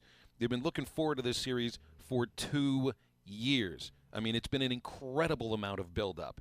You're not going to see the fireworks between the head coaches that happened 2 years ago, but the fans here are coming to let Tennessee know what they think of them. Yeah, I think that's been probably most places that Tennessee has gone this year. I had them down at LSU, and it was a little more raucous than it usually is down at LSU, and that's saying something. Yes, and it doesn't, obviously, given the history of it, it doesn't surprise me that that's going to be the same thing there. Obviously, the Tony component figures into it, but they were so good last year, and obviously they played with a swagger that was different than we're used to seeing in college baseball. And so when you get your shot, I think everybody's going to try to take it because everybody took the shots for the most part last year. And I think it makes everything more interesting. I mean, they're not the team they were last year, but yet they're still pretty darn good. A villain is good in sports. Now, Tennessee fans obviously don't view their team that way. And they're not as boisterous, and nobody's flipping the bird going around first base like we saw last year, because that's going to get you ejected out of the game right now. But, I mean, there's been this conversation about, is Tennessee good or bad for college baseball because of the way that they show out? There is no such thing as a bad thing to bring attention to a sport. You might not like it, but people are talking about it. And I think Tennessee, I think their attitude, while I don't agree with 25-foot bat flips and daddy coats and all that kind of stuff, I don't think it was bad for the game. I think it brought attention to a sport that, quite honestly, needs it sometimes. I'm 100%. And I mean, I had the Super last year in Knoxville and done a fair amount of games at Tennessee over the last 10 to 15 years. I've never seen anything close to it. I mean, what it created, well, the other thing it created in Tennessee is I think it created, and this is good for the game, you go to the College World Series in 21. Last year, you're the number one team in the country, and there's no doubt about it until you get knocked off by a team that played as good as they possibly can for 2 straight days, and they got them. But the excitement and I think interest that it created, college baseball wide, but especially in Knoxville, leads to a new stadium. I mean, if Tennessee doesn't go to Omaha in 21, and if they don't have the year that they had last year, I don't think they're talking about putting $50 million into their stadium. And that's good for everybody in the league. I mean, the more that it grows, and South Carolina being good again is really good for the league. And it can be some new faces, but I think it is kind of the rising tide lifts all boats component to the league. It just happens that Arkansas is there every year. And so it's a little bit different. But for the others to jump up there, I think is a positive. Kyle Peterson from ESPN joining us here. He is an Omaha native, still lives in Omaha, of course, the center of college baseball. And Jared Wagner's from not too far away, I think a couple hours away in Kearney. Of course, played at Creighton for 4 years, so he knows Charles Schwab Field really, really well. He's got a fractured thumb. It's a hairline fracture on his left thumb. It's the top knuckle. So it's a matter of how much pain he can deal with, is what Dave Van Horn said. And today's workout will have a lot to do to see whether or not he can play Friday or for the rest of the weekend. But they say he's got a good pain threshold. But a country boy from Kearney, Nebraska, man, I've known a few of those guys. They are tough. They don't feel a lot of pain. Well, that's good. I learned something today too. I had not seen that he had a hairline fracture on his thumb. But the other thing, I had him in the Little League World Series too. No kidding. I haven't had him in college, but for the game the other day in Ole Miss. But yeah, when Kearney made it to the Little League World Series, I had him for the first time out there. But it's still, I don't know. I mean, it's always kind of cool to see kids from Nebraska around the SEC, and Arkansas's had some. I mean, historically, there's been some that have come down there and had a good impact. But I'm glad that he's come down and done what he really can offensively, because he's real in the middle of the lineup. Well, I mean, you got Cody Frank that transferred in from Nebraska, and unfortunately he's got that lat injury, so he's out for the season. But Josenberger's from Kansas City, Slavens is from Olathe. There's other players. Kendall Diggs is from Olathe. I mean, now I think Arkansas is in a very interesting position compared to everybody else in the SEC. They are the kings of the Midwest. Nobody in the SEC scouts and recruits the Midwest like the Razorbacks do. You just look at their roster over the last few years, man. I mean, that's one of the reasons that they've gotten to Omaha so often. Well, I think some of that goes back to Dave's history in Nebraska too. To where that's where he was recruiting. He was recruiting Kansas City. Obviously, he was recruiting the state of Nebraska. And so historically, there's a long line there. It didn't just start when he got to Arkansas. It goes all the way back to relationships and history and the way that he turned this program around. But Kansas City's always going to pump out dudes. Nebraska's not quite as big, but there's always going to be some up here. And even go back to the to the Jake Duggar days years ago. Yeah. Who still hits the golf ball a mile, by the way. But it's, I mean, I don't know. There's kind of a hometown pride component to it, but it's always it's cool for me to see kids from Nebraska on rosters like Arkansas. Yeah, Slavin's just tied Duggar for 10th all time in home runs at Arkansas with his 34th yesterday, which is pretty cool. I'll let Jake know. What's that? I'll let him know he's going down. I'll let Jake know he's going down the list. Yeah, pretty soon he won't be in the he won't be listed on the media guide any longer in the home run list. That's unfortunate for him. I got to ask you about the balls because there's this theory. Home runs are way up in the SEC. Your counterpart at D1 Baseball, Kendall Rogers, is tweeting out the difference in home runs between this year and last year on a weekly basis. I've asked Dave Van Horn about it. He thinks the ball is a little bit firmer.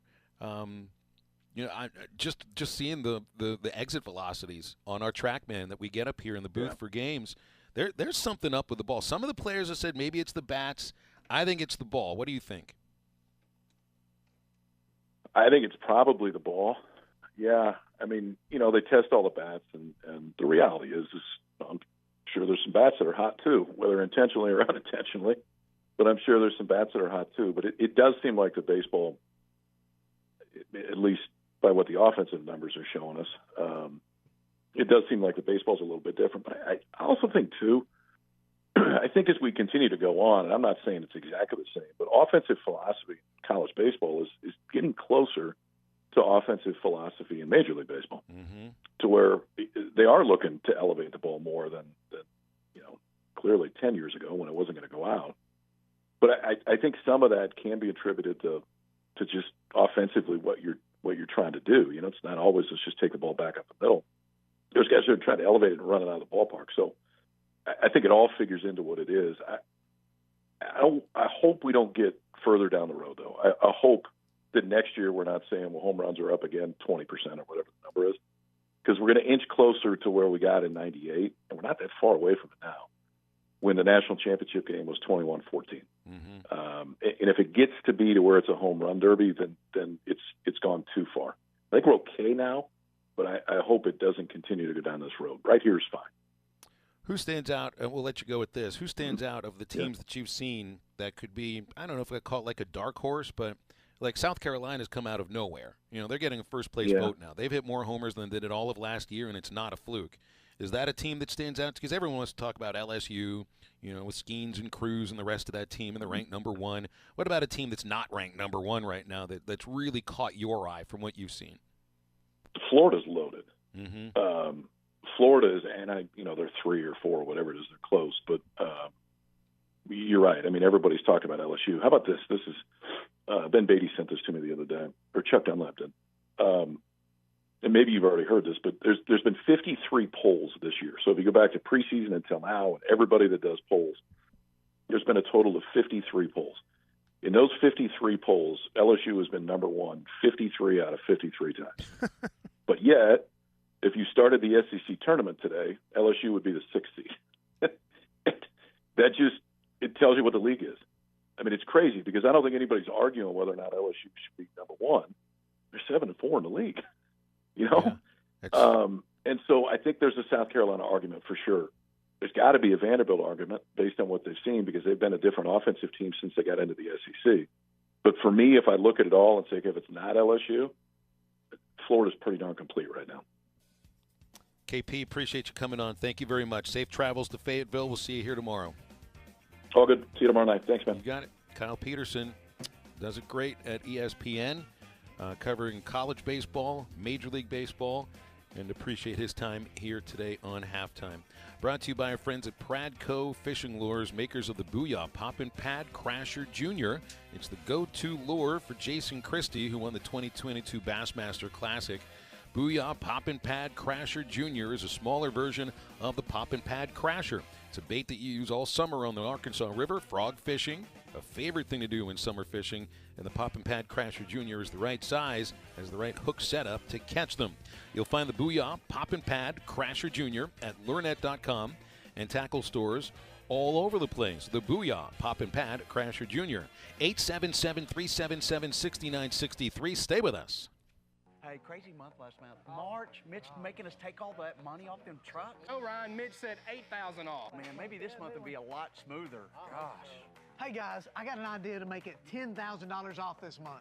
How? We need extra trade-ins, right? With $2,000 trade-in incentives, you get $10,000 off all new 23 Ram Bighorn trucks in stock. If you don't believe us, make that beautiful drive right here to Heber Springs. Check us out online at redriverdodge.com during Ram Truck Month.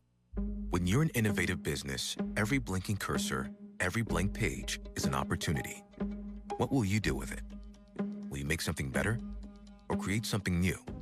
Our Dell Technologies advisors provide you with tools and expertise to do incredible things. Because we believe there's an innovator in all of us. For advice on smart PCs powered by Intel V Pro that's built for business, call a Dell Technologies advisor at 877-ASK-DELL.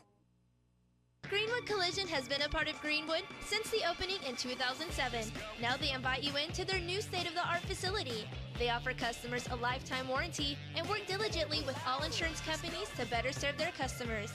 Greenwood Collision has a color matching system, guaranteed an exact color match each and every time. Stop the worrying.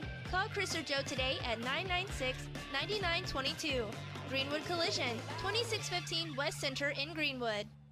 Come on along, head for the mountains of Bush Beer. Head for the mountains, it's cold and it's smooth and it's waiting for you. Come on, head for the mountains of Bush Beer. Head for the mountains of Bush. Head for the mountains of Light Beer. Enjoy responsibly. Copyright 2022. Anheuser-Busch, Busch, and Busch Light Beer, St. Louis, Missouri. The cold and flu seasons are here, and Law's Drugstore has what you need to safely care for you and your family. Law's Drugstore can fill and refill your prescriptions, and they have all the over-the-counter cold and flu remedies to provide comfort. Call 452-6116 and ask about vaccine shot appointments for shingles, pneumonia, COVID, and whooping cough. Law's Drugstore, 6802 Rogers Avenue behind Outback Steakhouse. Law's Drugstore, open 6 days a week to safely care for you and your family. The horrible internet days in Charleston are now over. Fast, reliable internet from Wave Rural Connect, now available to those in the city limits of Charleston. Get amazing gigabit internet, TV, and phone services from Wave Rural Connect. And don't forget about the new Wave Connect app for the ultimate experience. Order online at signup.waveruralconnect.com or call us at 1-833-492-8372. Arkansas Valley Electric and Wave Rural Connect, changing the communities we serve. Sometimes I'm in a hurry. Stay in the slow lane, buddy. That's when I use the Sodies app to order my favorites and pick up in their drive-thru. They even offer a 10% discount on your first app order. Experience different at Sodies Wine and Spirits off I-540 on Phoenix Avenue. Every day is worth celebrating at Uncorked. Cocktails, wine, craft beer, bourbons, and unbelievably great food. Uncorked on Phoenix Avenue next to Sodies. Are you looking for a great deal on a previously owned vehicle but want to avoid high-pressure sales? If so, you need to visit Edwards Auto Sales in Roland. For over 30 years, Ernie Edwards and his staff have helped folks from Arkansas and Oklahoma River Valley buy a quality vehicle and offer a buy here, pay here program as part of their services. Some restrictions may apply. Come visit Edwards Auto Center newly remodeled facility 3 miles west of the Garrison Bridge, the first car dealer on your right, or log on at edwardsautoSalesInc.com. Your home for every Razorback football, basketball, and baseball game. ESPN 95.3. Hey, Surrey!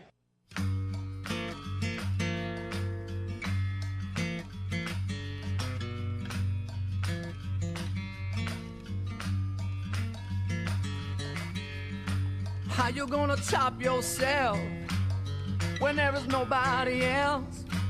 How you gonna do it by yourself? 'Cause I'm not gonna be here to help you. Yeah.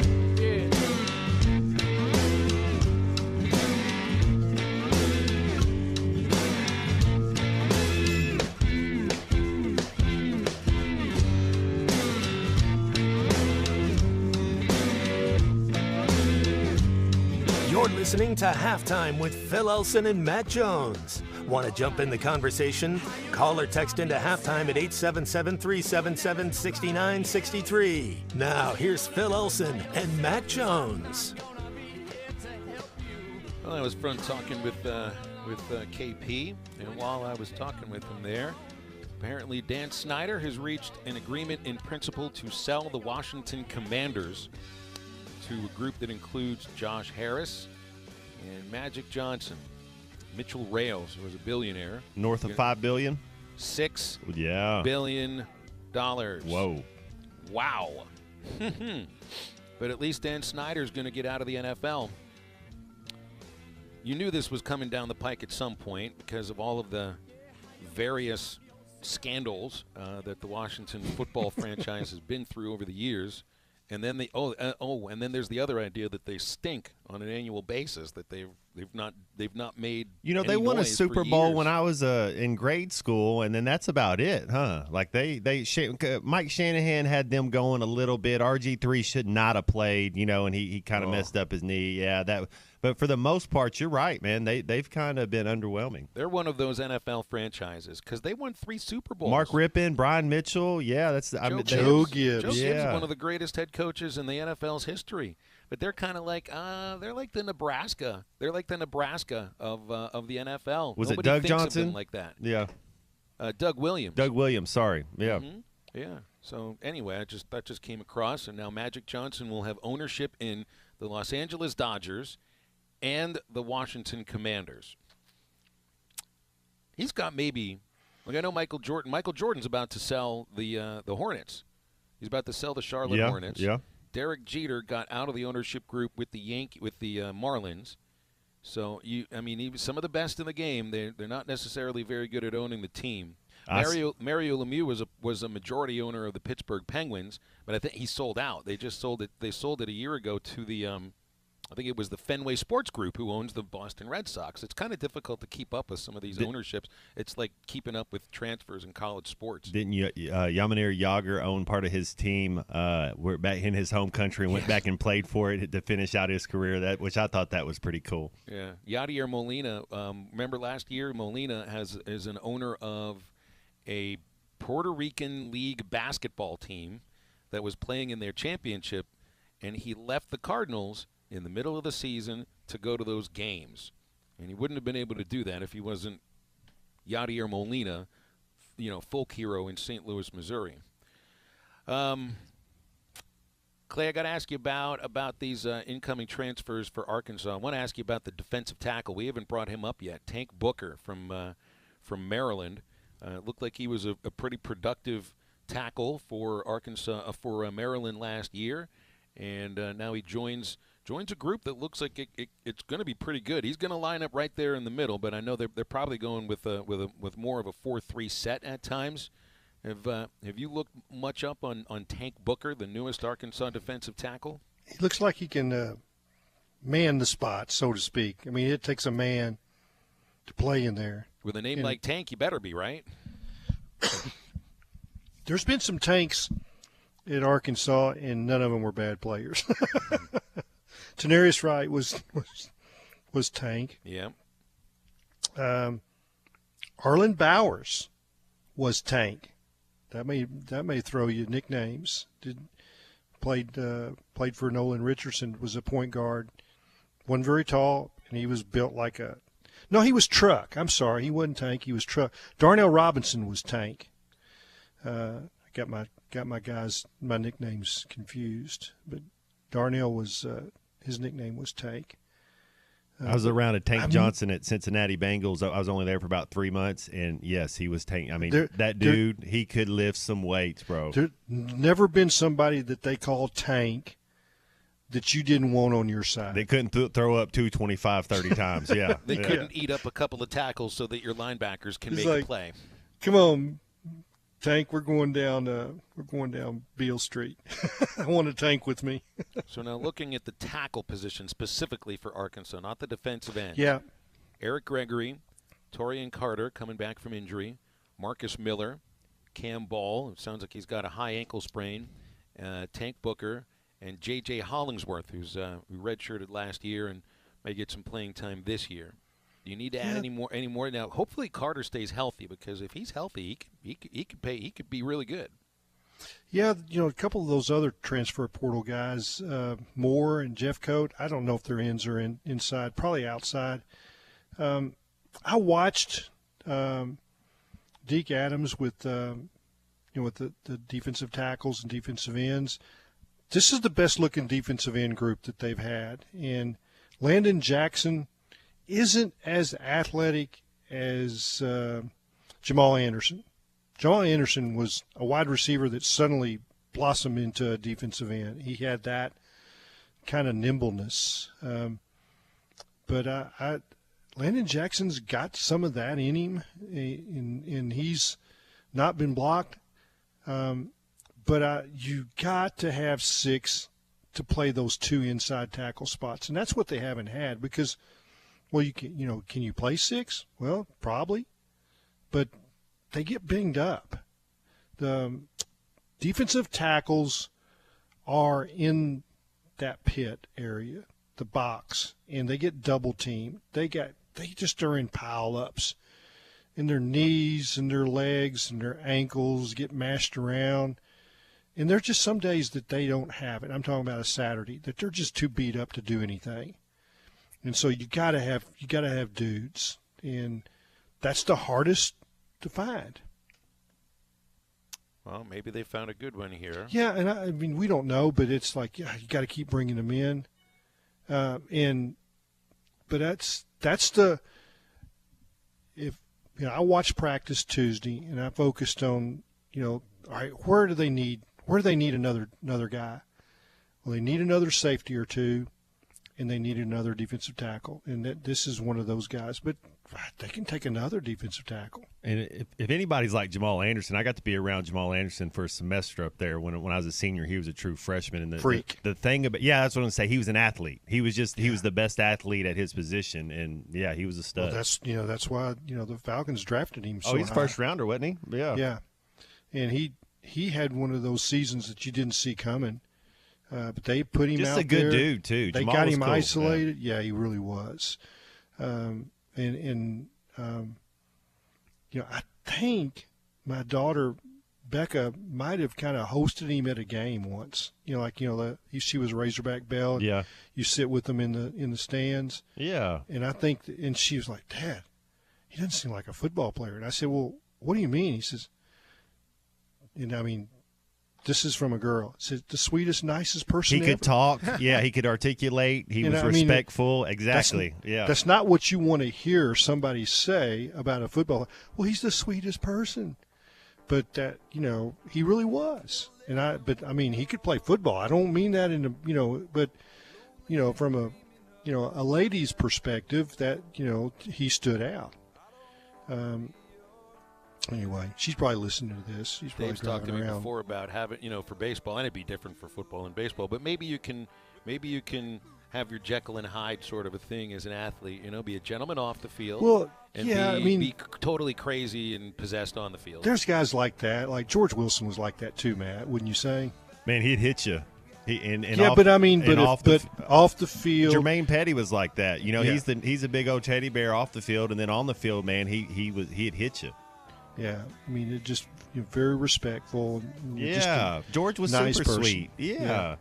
And you don't want to. I've got a friend that's got a son. George is the type you'd want your daughter to bring home. Exactly. He was that type. Yeah. And I was talking about his son. I said, "Man, he's just really cute." He goes, "Man, don't call my son cute. He's going to be a football player." Well, football players are most definitely not cute. Yeah, you want them to be dudes. Yes, we need them to make plays, not be But played. back to your original question, I think this guy's probably a dude looking at his numbers and everything. And, they don't take guys off the portal that they haven't looked at a lot of film of. You're not bringing in guys to sit.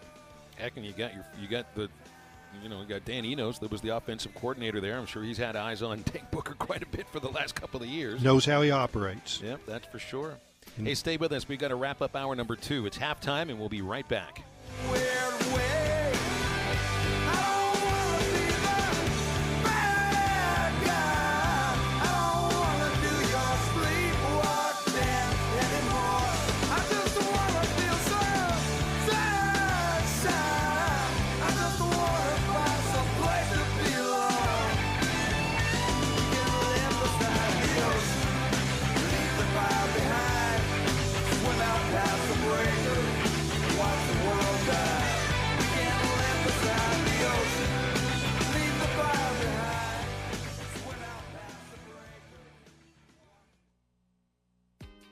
So, what happened to your windshield? I had an accident. I'm definitely going to have to get a new. Video is powered by the pros at Pascal Air Plumbing and Electric. Arkansas owned, Arkansas operated. GoPascal.com. The Fence Man, the company you can trust when it comes to building quality fencing and gates, is looking for quality people to join the Fence Man team. If you are a fence builder or have building or welding experience, apply in person at 1213 North 32nd Street in Fort Smith. The Fence Man offers great pay and a $500 sign-on bonus. Join the top fence building team and get a $500 sign-on bonus. The Fence Man. Apply today in person at 1213 North 32nd Street in Fort Smith. The Fence Man is an equal opportunity employer. Now that's a dandy white perch. Big old slab. C'est bon, Sakhalin. One beautiful crappie. It's a paper mouth. Some serious crappie. Nice speck. We got crappies. They might go by different names, but all prefer the same thing. Bobby Garland, America's favorite white perch, slab, sockeye, papermouth, crappie, speck, crappie baits. I call it dinner.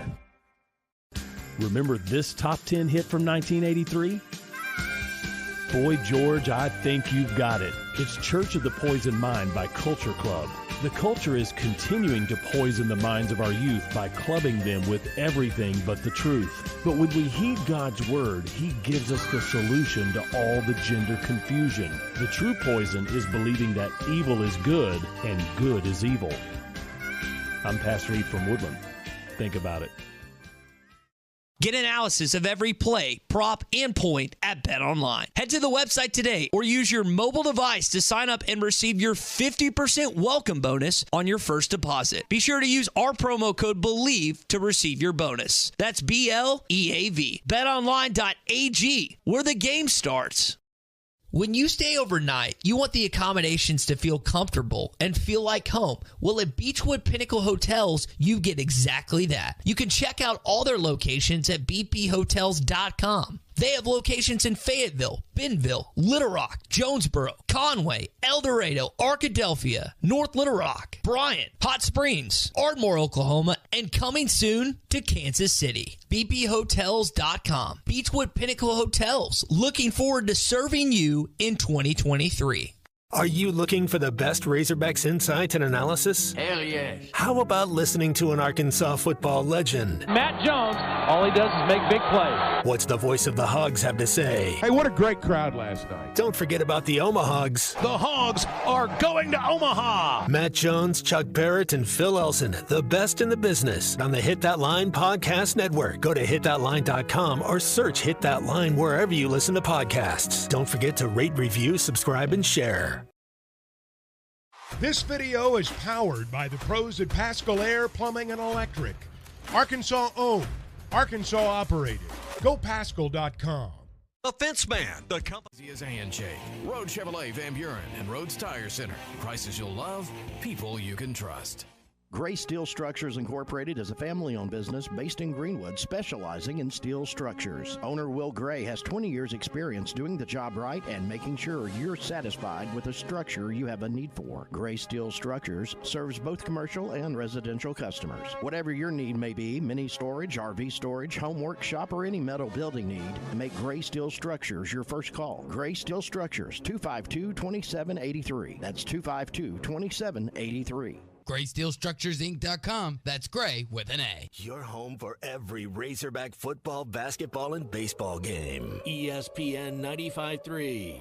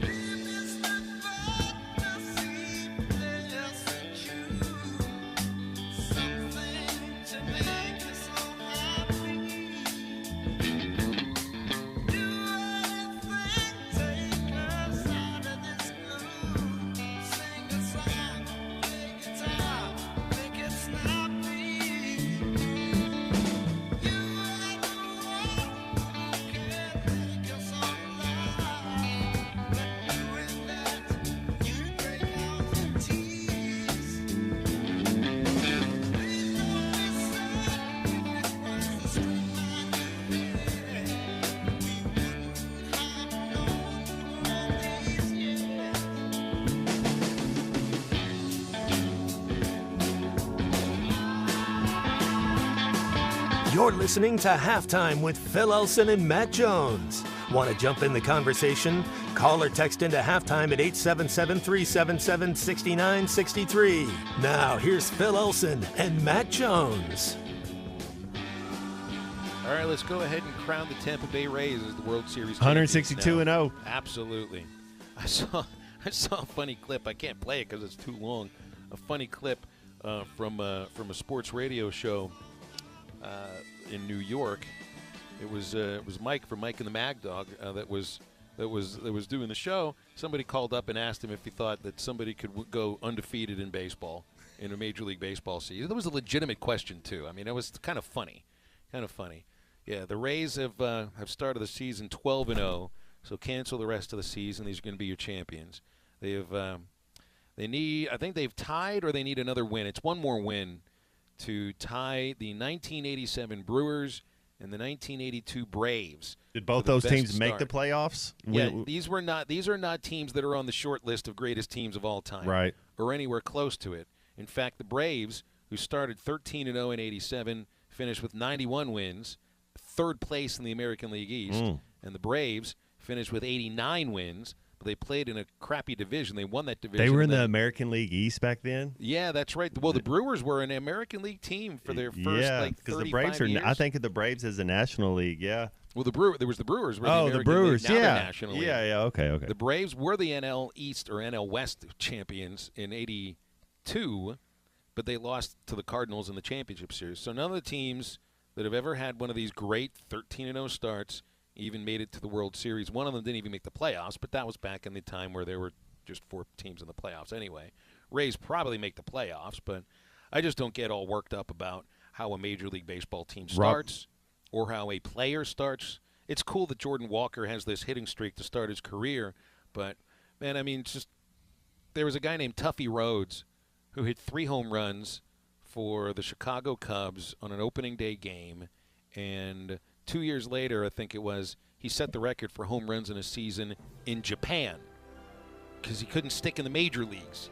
Tuffy Rhodes. Opening day doesn't get you anything. The first 2 weeks of the season doesn't get you anything. That sounds like a wrestling name. Tuffy Rhodes? Dusty Rhodes' son, yeah, his nephew. Would have been better if it was Tank. Tank is good. Tank is really good. Third hour of halftime is really good. We have no guests. It's you, me, Matt Jones, Matt Travis, and Clay Henry. Call us, 877-377-6963. Lots to get to. Arkansas basketball, Arkansas baseball, and whatever else we can dream up on halftime.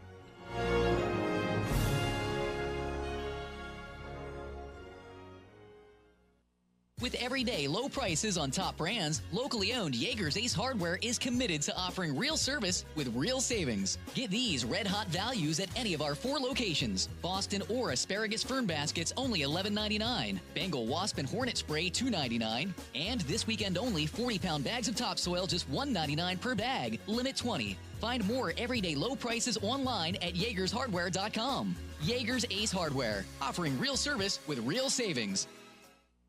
Fishing never stops. Make a Wake Bait and Tackle has everything from jigs to raincoats, Todd Huckabee crappie rods, Bobby Garland crappie jigs, and stay warm and dry with the River West rain suit, the area's largest selection of Zoom plastics, Flash Mob Jr., Kitech swim baits, Mega Bass rods, plus rattle traps, life jackets, and rod and reel repair. Find all the top brands and everything you need at Make a Wake Bait and Tackle, 1 mile east of I-540 on Highway 64. Make a Wake Bait and Tackle. Shop Matters Lumber, true value for great bargains of the month. Pick up the Freestyle Rocker by GCI Outdoor for a comfortable camping rocking chair for $69.99. Keep your home's grass lush and green with Green Thumb's 5,000 square feet Southern Weed and Feed for just $17.99. A Zero-G garden hose by Technor 8-packs is $49.99. Get the rake of your choice. Choose from a Green Thumb shrub rake or lawn and leaf rake for only $8.99. Need to tend to your garden? Save $10 when you pick up a 16-inch mini lopper by Woodland Tools for just $19.99. Don't miss out. Get these bargains of the month while supplies last. Matters Lumber, true value. Remember sitting in math class thinking, I am never going to need to know the difference between fractions like 1/3 and 1/4. Well, you owe your 6th grade math teacher an apology. At Mock Legal Solutions, we are offering a special on all car wreck cases. Sign up in the months of April or May, and we will take 25% as our fee, instead of the usual 1/3. Call us today, 479-769-1505. Mock Legal Solutions, real advice, reasonable price. No win, no fee. What's up, JD? I love what you do with cars. 7 straight years of the best detail here in the River Valley. Thanks, Matt. You should come check out our Cars and Coffee. Every first Saturday of the month at JD's River Valley Restoration, we're going to do a Cars and Coffee. 5606 Towson. Come check out Queen Bean's Espresso on the lot. What separates you from all the other detail companies in the River Valley? Quality and consistency is what keeps bringing our customers back. But most importantly, it's the customer service that matters the most to us. My ride looks brand new. JD's River Valley Restoration, where we're making new relationships one vehicle at a time. ESPN Arkansas weather. For today, plenty of sunshine. Our high temperatures today right around 75. Tonight, we're looking at clear to partly cloudy skies, an overnight low in the low 50s. Friday, we'll wind down the week with sunny skies. Our high upper 70s to near 80. There is a chance of showers and storms on Saturday. I'm Sally Russell with your forecast on ESPN Arkansas. The weather is brought to you by Come Get You Some, Arkansas's premier off-road superstore. Call 782-MUD from today. From the Bushlight Studios, this is ESPN 95.3, KERX Paris, Fort Smith. Are you sure this is legal? I don't know. It's fun though, isn't it? Broadcasting on ESPN Arkansas and streaming on hitthatline.com. We got a good one tonight. You got a team in here that doesn't respect you. Live from the Bushlight Studios. Don't ask me if I'm all right. Joaquin said dominate, and we not doing it. We're going to go get one and celebrate on somebody else's field. Matt Jones may take it to the house and the dunk. You said you had very motivational words at halftime. It's halftime with Phil Olsen and Matt Jones. Produced by Matt Travis. Hold the rope! Hold the rope! Hold the rope! I'm putting my heart up. Let's go, man! Probably as frustrated as I've been the first half. Do we believe? Second half, very happy. Is vintage Matt Jones. Hold the rope! Hold the rope! 1, 2, 3! 1, 2, 3! Turn that back, your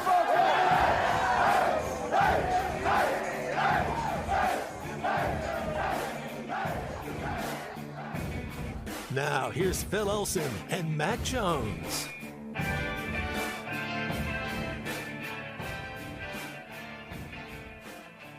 The workout has officially begun at Baum-Walker Stadium. Arkansas baseball starting it up.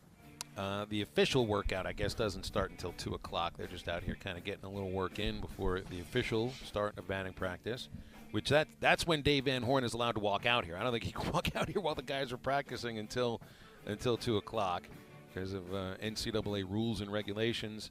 Tennessee is going to get out here at 6 o'clock in the evening, allowing them to travel from Knoxville this afternoon, get set up at the hotel, then coming over here and we'll get a chance to watch them a little bit.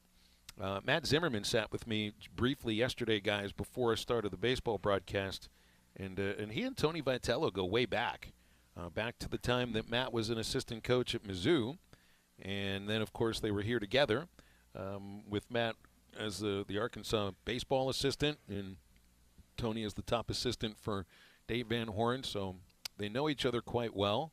I'm looking forward to saying hi to Tony Vitello. The last time that Tennessee came here, which I think was in the 2019 season, and that was his second year as their head coach. He came up here, like he walked up to the press box to say hi to everybody that was up here, including me. And Bubba did the games then. I don't know if Bubba was in the booth at that moment, but I was kind of taken aback by that because he didn't have to do that. He didn't have to come up. I would have gone down there to say hello, but he took the initiative. And I feel like there's a little bit of a misunderstanding about Tony Vitello because we're so used to making up our minds of what a person is like between the lines, or in his case, in the dugout. Because what you are on television is what you are to people when that's the only place that they see you. They don't see you when you're home. They don't see you when you're in the clubhouse talking to players. And the truth of the matter is, with Tony Vitello, I think off the field, now he's a bachelor, but he's a pretty mild-mannered person. You stand there, have a totally normal, regular conversation with him, you would never get the thought that he is a fire ready to burn into a nuclear explosion during a baseball game.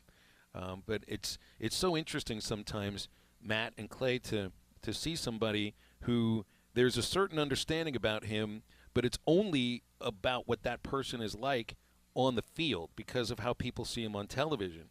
And then off the field, he's a totally different person. I like Tony Vitello a lot. I admire him as a coach. I think he knows the game in ways that maybe some other coaches don't, because he's been a Division I pitching coach and a Division I hitting coach, which, man, I mean, you knew he was going to be a head coach at some point, and I knew he'd start getting ejected at some point, just because I think he has some trouble holding in his emotions during the game. It's a matter of being incredibly competitive. But, I mean, Clay, you know him pretty well.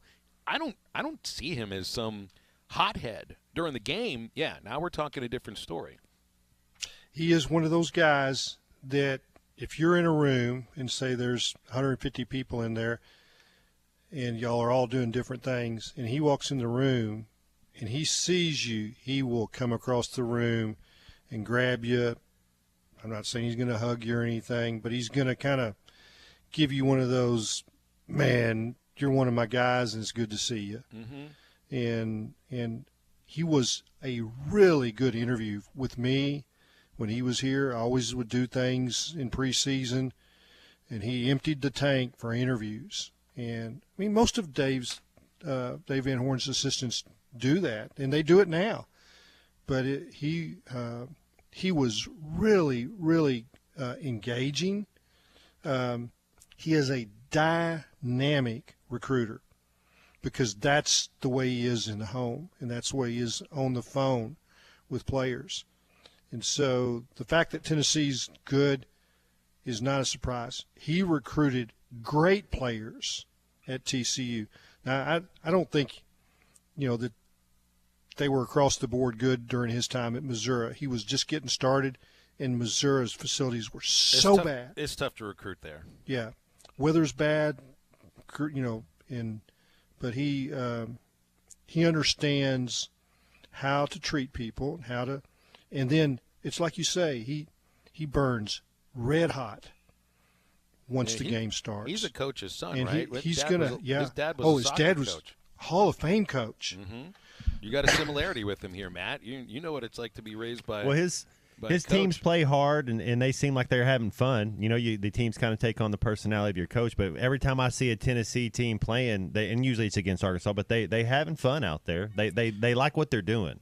So he coached third base when he was at Arkansas, and there were glimpses of, assistant coaches that are coaching the bases, third base and first base, they are not supposed to engage with the umpire. Right. They get tossed. It is a hard and fast rule. If there's a bang-bang play or whatever, they're not to show up the umpire. They will get tossed immediately. And he's coaching third base at Arkansas, and I, say there's a pitch, it's like almost in the dirt, and the umpire calls a strike. He charged out of that third base box, and then it's like, he knows he's got to stop because he's going to get tossed. But, it's, you would see the raw emotion in him. So now that he's a head coaches get a lot more leeway than assistant coach. Now, his assistant coach, Frank Anderson, has been tossed a bunch because you cannot do that as a pitching coach. But he's, I think Tony he's been a head coach, and once you've been a head coach, it's hard to dial that back. I love me some Tony Vitello. We had a kid that he couldn't go on two, and this is junior high football. My pops was my coach, and he kid just couldn't figure it out. Just couldn't go on two. Whatever, he's jumping off sides all the time on one, and he walks up to him and throws his hat on the ground. He's like, "See what you did? You made me get my new hat dirty." He can't figure out how to go on two. How did the kid react to that? Because he's trying to make He's a heck of a player, man. He was our right tackle and our linebacker. He ended up playing, I think, a little ball at Arkansas Tech a little bit, man. He was a heck of a player. Y'all talk about – I'm sorry, Phil. No, you're right. I was going to say one of the things that's fun to watch with any hitting coach is to watch them around the cage. That's when they're – you got to – like Nate Thompson, he's got to recruit. He's got to work with guys on outfield and everything like that, but he's a hitting coach at his heart. It's fun to watch Nate around the batting cage. And I felt like that about Tony, too, because he had certain sayings that I've never heard before that only Tony said, and they were mantras for him around the batting cage. And, he chirped at him, but it was all good stuff. It was all good stuff. I loved being around batting coaches around the batting cage. It's like, but you can talk to them. You can't really talk to the pitching coaches while they're working with a pitcher in the bullpen. That's more of a quiet space. The batting cage is a place where you can have a conversation with the hitting coach as long as you don't get in the way. So that's why I'm usually around the batting cage instead of out in the bullpen. Tony's dad was head coach baseball and soccer at St. Louis DeSmet. I don't know if I said that right. DeSmet. I think you said it right. They won state championships in both sports, multiple, I think. And you may not know this, but Tony played both sports for his dad. He played fullback in soccer, was not a technical, flowing soccer player. That's why he played fullback. And the job is to wreck things, headers in the box, take down guys that are, got an advantage, professional fouls. And Tony was just a nasty soccer player from what his dad told me. And, he played with guys that ended up making it to MLS and played on, the national team. That's how good the soccer program was there. St. Louis is a good soccer town, good hockey town. It's a good sports town overall for, youth sports. Hey, guys, we got a caller on hold. Let's take this phone call. If you want to get on with us, 877-377-6963. It's Keith and Rogers. Hi, Keith. How you doing? Good. How y'all? Great. Appreciate your call. Man, I appreciate y'all. It's the first time I've ever called in. Well, first time, long time. Very good. Phil, you're a great commentator. Matt, I used to love watching you play football. Your poetry in motion. And I got two, actually. One of them is, why do y'all think Dave Van Horn is getting ready to retire? And my second is this new offensive coordinator we got for the football team.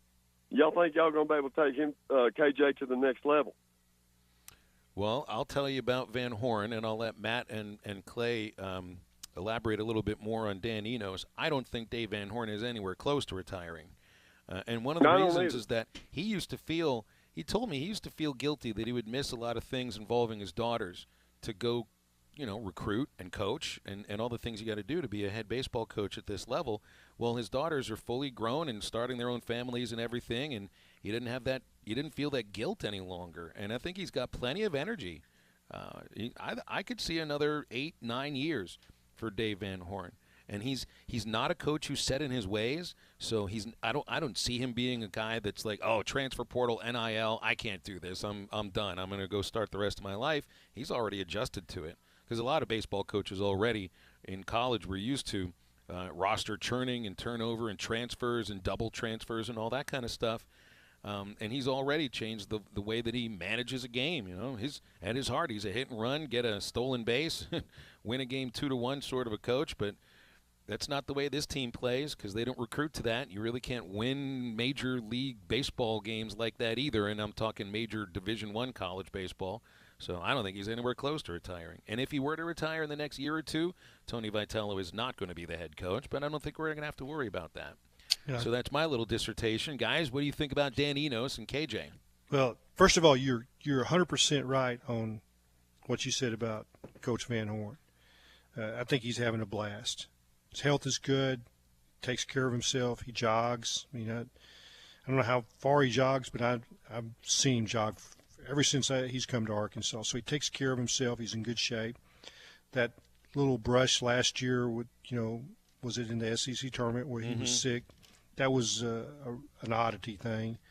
Dan Enos, can he take KJ to the next level? I think he is. I think he's doing that. I saw in practice footwork that I didn't see.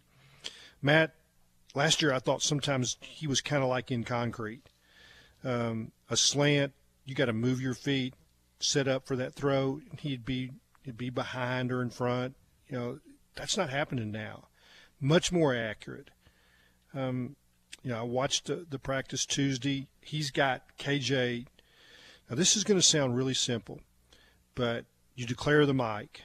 Well, then sometimes you have to re-mic because the defense moves. They had previously, Kendall had the center declare the mic. KJ's doing that now. And I think that someone told me at practice, a regular coach type person, it was maybe the first practice, he declared the mic, then he re-mic'd, and he turned around and looked at Sam Pittman and Dan Enos says, Did y'all see that? And that's a subtle thing. I'll let Matt kind of explain what that means. Well, no, I mean, as far as being on the film work and in the board and doing things like that, I definitely think he's going to be better. I think you're going to see a slight uptick in all his categories, all his attributes, as far as accuracy. We know he's a leader. We know he wants to be there. And man, just to get a new perspective and get a new view. You had a couple years of Kendall. And now you get just a whole new vibe coming in, and what he's going to learn so much just in that short amount of time. So he's going to be fun to watch. I'm excited for him. I think he's going to have a great year. Hey, we appreciate that phone call, Keith. Thank you very much. And anybody else that wants to do it, 877-377-6963. Brought to you by Roller Funeral Homes. You voted Roller Funeral Homes best of the best for 23 consecutive years in the Democrat Gazette readership poll. Generations of families recognize the Roller difference. You know, when you call in Roller, you receive all their respect. Go to rollerfuneralhomes.com to find all the information on life insurance policies, prepaid funerals, and cemetery markers. Stay tuned. We continue, and in about a segment, I've got 4 tickets to give away to Friday's, well, that's tomorrow, Arkansas-Tennessee baseball. It's halftime. We'll be right back. Come, girl, easy go.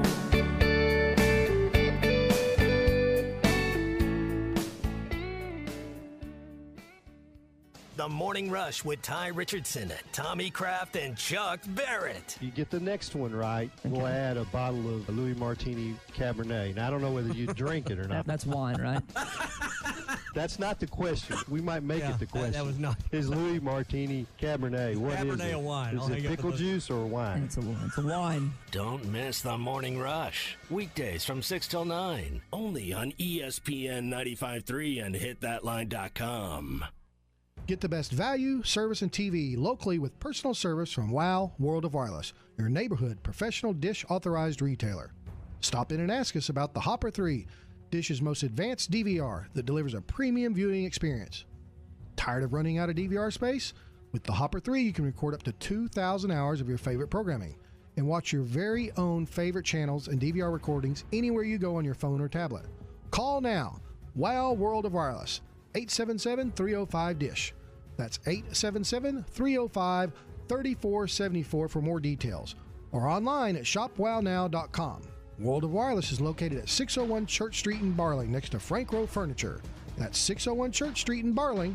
Come see us at our new location. Monthly equipment fees and other restrictions apply. Recording hours vary. 2,000 hours based on SD programming. Remote viewing requires internet connection and compatible mobile device. At Southern Tire Mart, we look out for you and your vehicle. Come visit us for America's most trusted brands like Michelin Tires and top-of-the-line service. You can depend on Southern Tire Mart and Michelin Tires to keep you rolling. Come see us at Southern Tire Mart, just off I-540 exit 14 in Fort Smith, for Michelin tires that fit your needs and service that cares for you like family. 50% off. That's right, 50% off starting April the 1st at Frank Rowe Furniture. A one-time offer for the month of April. 50% off all in-stock sofa, love seats, sectionals, and recliners. We need to move it quick due to truckloads coming. This sectional, $21.99, now $1,100. Sofa love, $23.19, now $11.60. This recliner, $451, now $226. Main USA cash and carry furniture sale. Get it while it lasts. Frank Rowe Furniture. Best seats in the house. Family first. My dad used to tell us that all the time. But family first wasn't just something he'd say to us. It was how he lived every day of his life. And it's how I try to live mine too. At Shelter Insurance, our agents are dedicated to helping provide personalized auto, home, and life protection that puts your family first. Call Chris Dooley in Fort Smith. Has your wife started talking about having a hot girl summer? Does she keep adding hashtag YOLO to her social media posts? Is she spending more time with her new trainer than with you? It might be time to discuss what a divorce would mean for you and your family. Mock Legal Solutions is here to help. We offer flat fees and payment plans. Don't let hot girl summer sneak up on you. Call us today for a free consultation. 479-769-1505. Mock Legal Solutions. Real advice, reasonable price. Have you received damage from the recent hailstorm? Call Freedom Roofing today. They are locally owned, licensed, and insured, dependable roofing company that will be here after the storm. Residential or commercial, they will be there step by step through the insurance process. Contact Keith Holt, 479-597-6777, or Rick Carlisle, 479-651-3247 today for an estimate on all roofing services. Solve your roofing problems with Freedom Roofing and sleep soundly beneath a sturdy roof tonight. Freedom Roofing. Your home for every Razorback football, basketball, and baseball game. ESPN 95.3.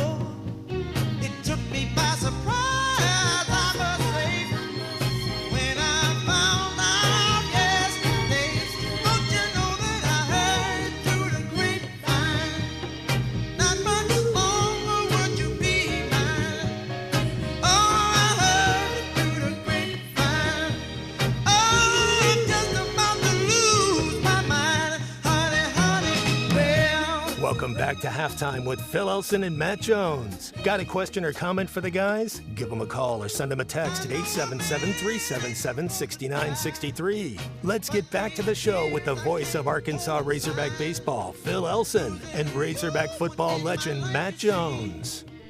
I hear there's a pretty big baseball game going on at Walker Stadium tomorrow night. Tickets are kind of hard to find. They're currently worth hundreds of dollars on StubHub. I got 4 of them to give away right now.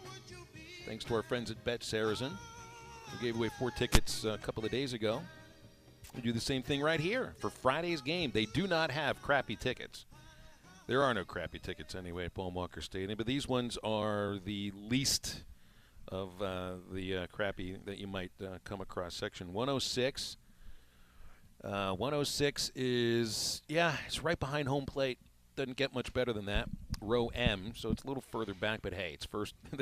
you're not like in an upper deck or anything like that. They're great seats. 4 seats for tomorrow's Arkansas versus Tennessee baseball game. And we're going to do a Name That Hog in order to give that away. We're going to do this over the text line, and I will request, if you answer the question, please be able to go to the game or find someone else to give the tickets to. I'd rather not have somebody answer the question and then have to find another winner like we did on Tuesday. So pretty please, if you know that you are available to go to Friday's baseball game tomorrow night, or you know somebody else that you can give the tickets to, then you are eligible to answer the question. Otherwise, don't answer the question. Pretty please. 877-377-6963. Name That Hog. It's going to be over the text line only, no phone calls. This hog is from Hurst, Texas. This is one of the ones you gave me, Clay. And I wonder if the first clue will do it for somebody, because this works sometimes. 877-377-6963 to watch Arkansas versus Tennessee tomorrow. Please be able to go to the game if you answer the question correctly, or have somebody else that you know you can give the tickets to. I am from Hurst, Texas. There's multiple Razorbacks from Hurst. Yes, there are, and nobody has sent in what the was correct that answer just yet. That Jack Nicholson movie? Was that A Few Good Men? Was that? Yeah, that was Demi Moore. Yeah. Does Hurst, Texas come into that? Oh, like code. You're just about to give away a clue. Clue 3. Oh, all right. Clue 3. I see. So you see it on our rundown here. I finally read the rundown. It's finally. What is this thing right here? Yeah. I'm not doing code 3. I'm not doing the third clue yet. 877-377-6963. Nobody has sent in the correct answer on on the first clue of I am from Hurst, Texas. These everyone that I've done are among my most favorite people. And this guy he would qualify.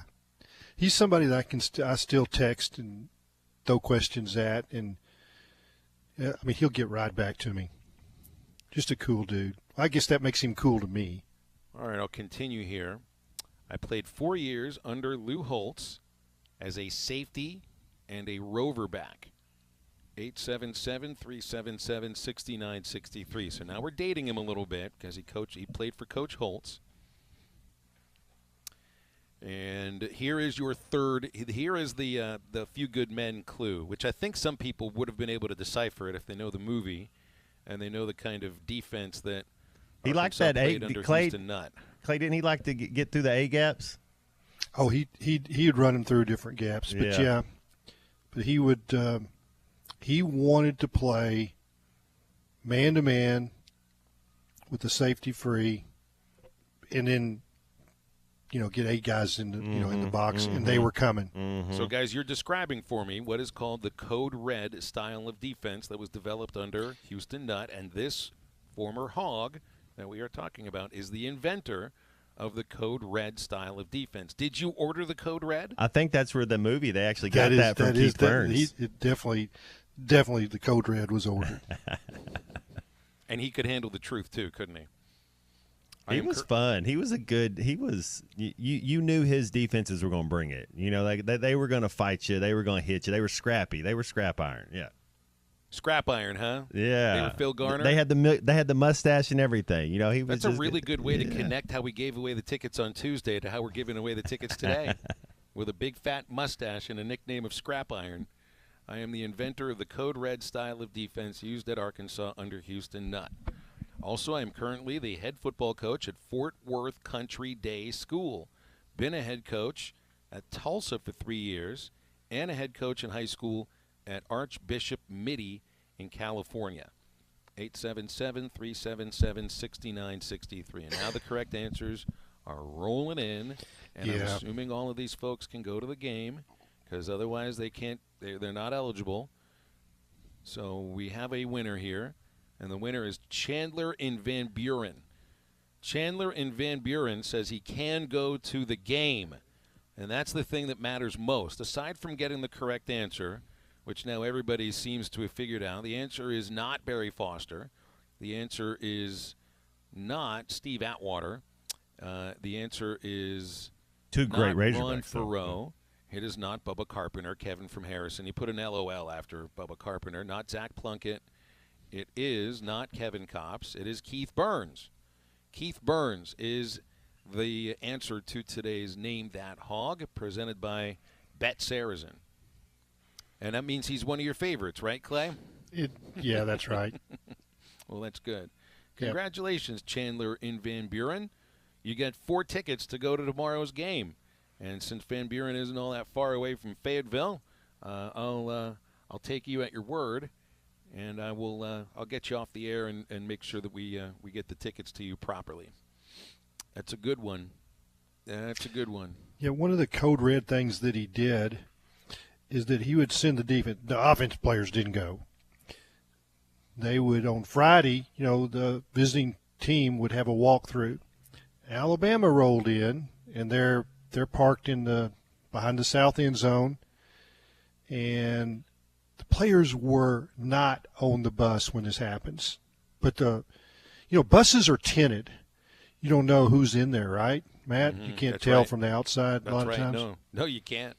And he sent his defense from the locker room down across the field, and they rocked the 3 buses, rocked them on Friday afternoon. That's a little bit frightening.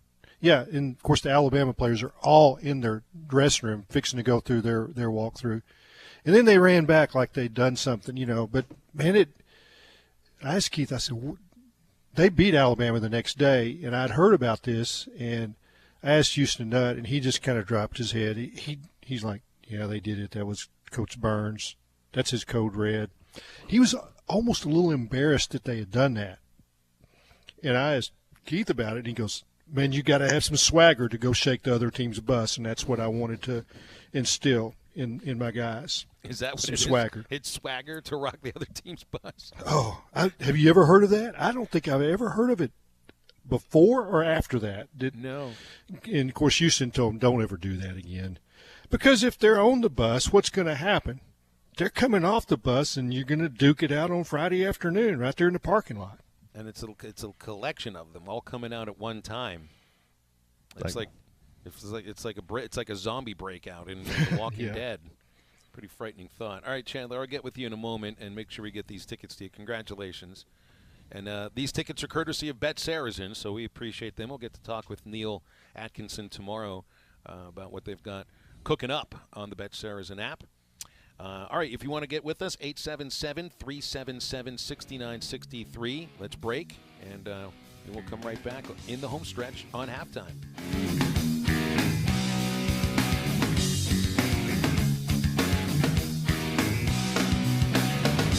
Well, I heard you crying loud all the way across town. You've been searching for that someone that is beyond on the crowd. As you sit around feeling sorry for yourself. Well, don't get lonely now. Joe Klein here for Bet Saracen, Arkansas's favorite sports betting app. You bet it is, Joe, which means Bet Saracen has everything you're looking for and more right there on your cell phone. Now everyone can get in the game and follow your favorite team. And that's right on the money. If putting down a little wager makes your favorite game a little more exciting, we'll go to the app stores and download Bet Saracen. We even got a demo video to show you how to play. Or find it at betsaracen.com. As a roofer, I'm always on the go, so I need to be able to get things done from anywhere. That's why I partner with Beacon. With the new Beacon Pro Plus app, I've got the brands I depend on, like GAF, right at my fingertips. It's like having my Beacon rep in my pocket 24/7.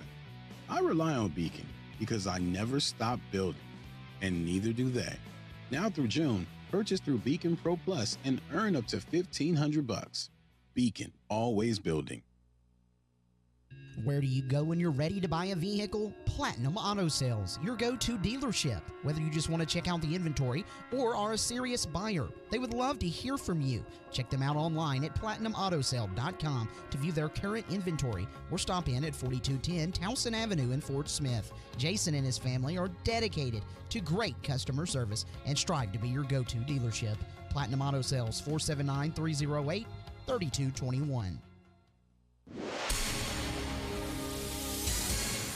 And we're back with breaking news. Coke Zero Sugar might be the best Coke ever. That's right, Jim. Coke Zero Sugar is a must-try for any Coke fan, so make sure you... Jim. Jim. We're on the air. Ooh, yes, this tastes like the best Coke ever to me. Your thoughts, Jen? Well, can I have a sip?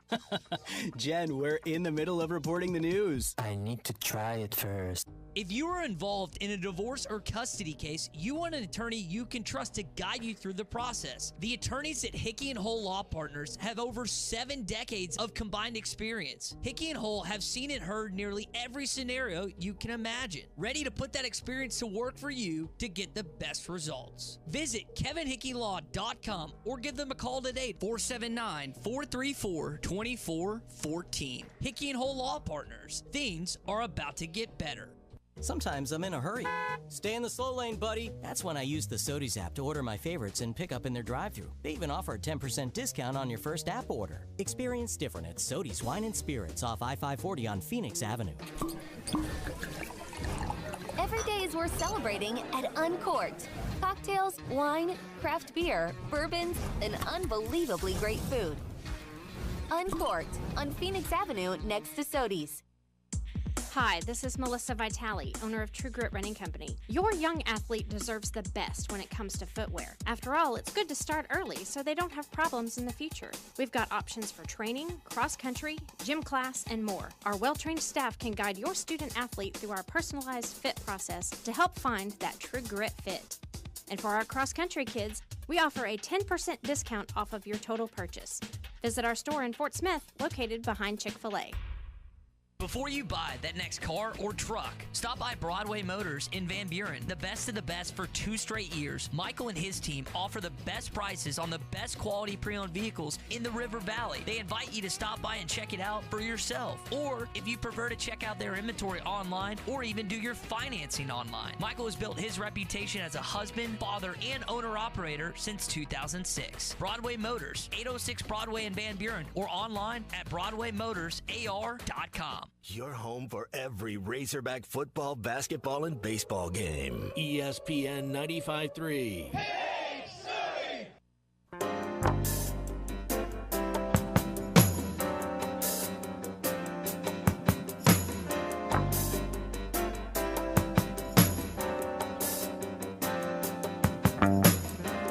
You don't know me, but I'm your brother. I was raised here in this living hell. You don't know my kind in your world. Fairly soon, the time will tell. You telling me the things you're gonna do for me. I ain't blind and I don't like what I think I see. Taking it to the street. Taking it to the street. Taking it to the street. No more need for running. Find Halftime on 99.5 in Northwest Arkansas, 95.3 in Fort Smith and the River Valley, 96.3 in Hot Springs and Central Arkansas, 104.3 in Harrison and Mountain Home, and everywhere on hitthatline.com. Now back to the hosts. Here's Phil Elson and Matt Jones. Starting rotations for the Arkansas-Tennessee series have been have been something. They've been announced, I guess. We don't really have rotations because rotations would mean more than one pitcher. Dave Van Horn last night announced Hunter Holland to pitch tomorrow and then a TBA for Saturday and Sunday. That's the second week in a row that Arkansas has done that. Last week it was because Will McIntyre dealt with the flu. I don't know why they haven't announced McIntyre to start the second game of the series. But Hagen Smith obviously has not been announced as a starting pitcher for the weekend either. I think he's back in the bullpen if Arkansas has a chance to win tomorrow's game. And they have the lead in the 6th or 7th inning. I think they're going to go to Hagen Smith.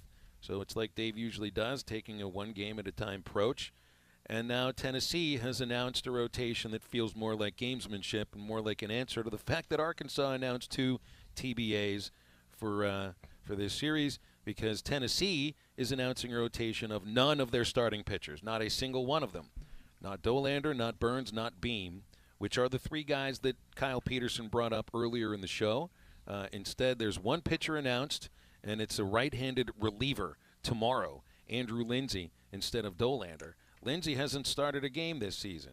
So and he won't start a game this weekend.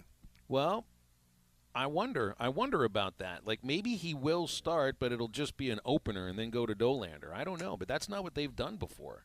This feels like gamesmanship, doesn't it? Because Tennessee has a legit rotation where they've started the same pitchers each weekend. Now, they haven't been anywhere close to as effective as they've been recently. You know, looking at Beam's numbers, Beam's been okay, but there have been a couple of starts out there recently that haven't been good. Burns has been getting lit up like a Christmas tree the last 4 starts, and Chase Dolander, who was the SEC Pitcher of the Year last year, is nowhere near that level right now. So it feels like maybe if they wanted to make a change, this would be the weekend to do it, but it'd be a surprise because these are frontline pitchers. Didn't Kyle Peterson say they had 3 big leaguers, like 3 first-round pitchers on that? Man, that's wild. Yeah. So none of them are announced to pitch this weekend. I don't believe it. I don't think you believe it either, Clay. No, I think it's going to be what you expect. They're not going to change their rotation. And I mean, there could be the flu going through the roster, but I doubt that. And it has gotten to be more and more where coaches of different sports try to, like you say, gamemanship. Well, you get some football teams that don't put out a depth chart. That's where I was going to go. That's also not like it's not a requirement, is it? Or you don't have to put a depth chart out. It's not a thing that the league says you got to have a depth chart in your game notes. Or they give you a depth chart. Uh-huh.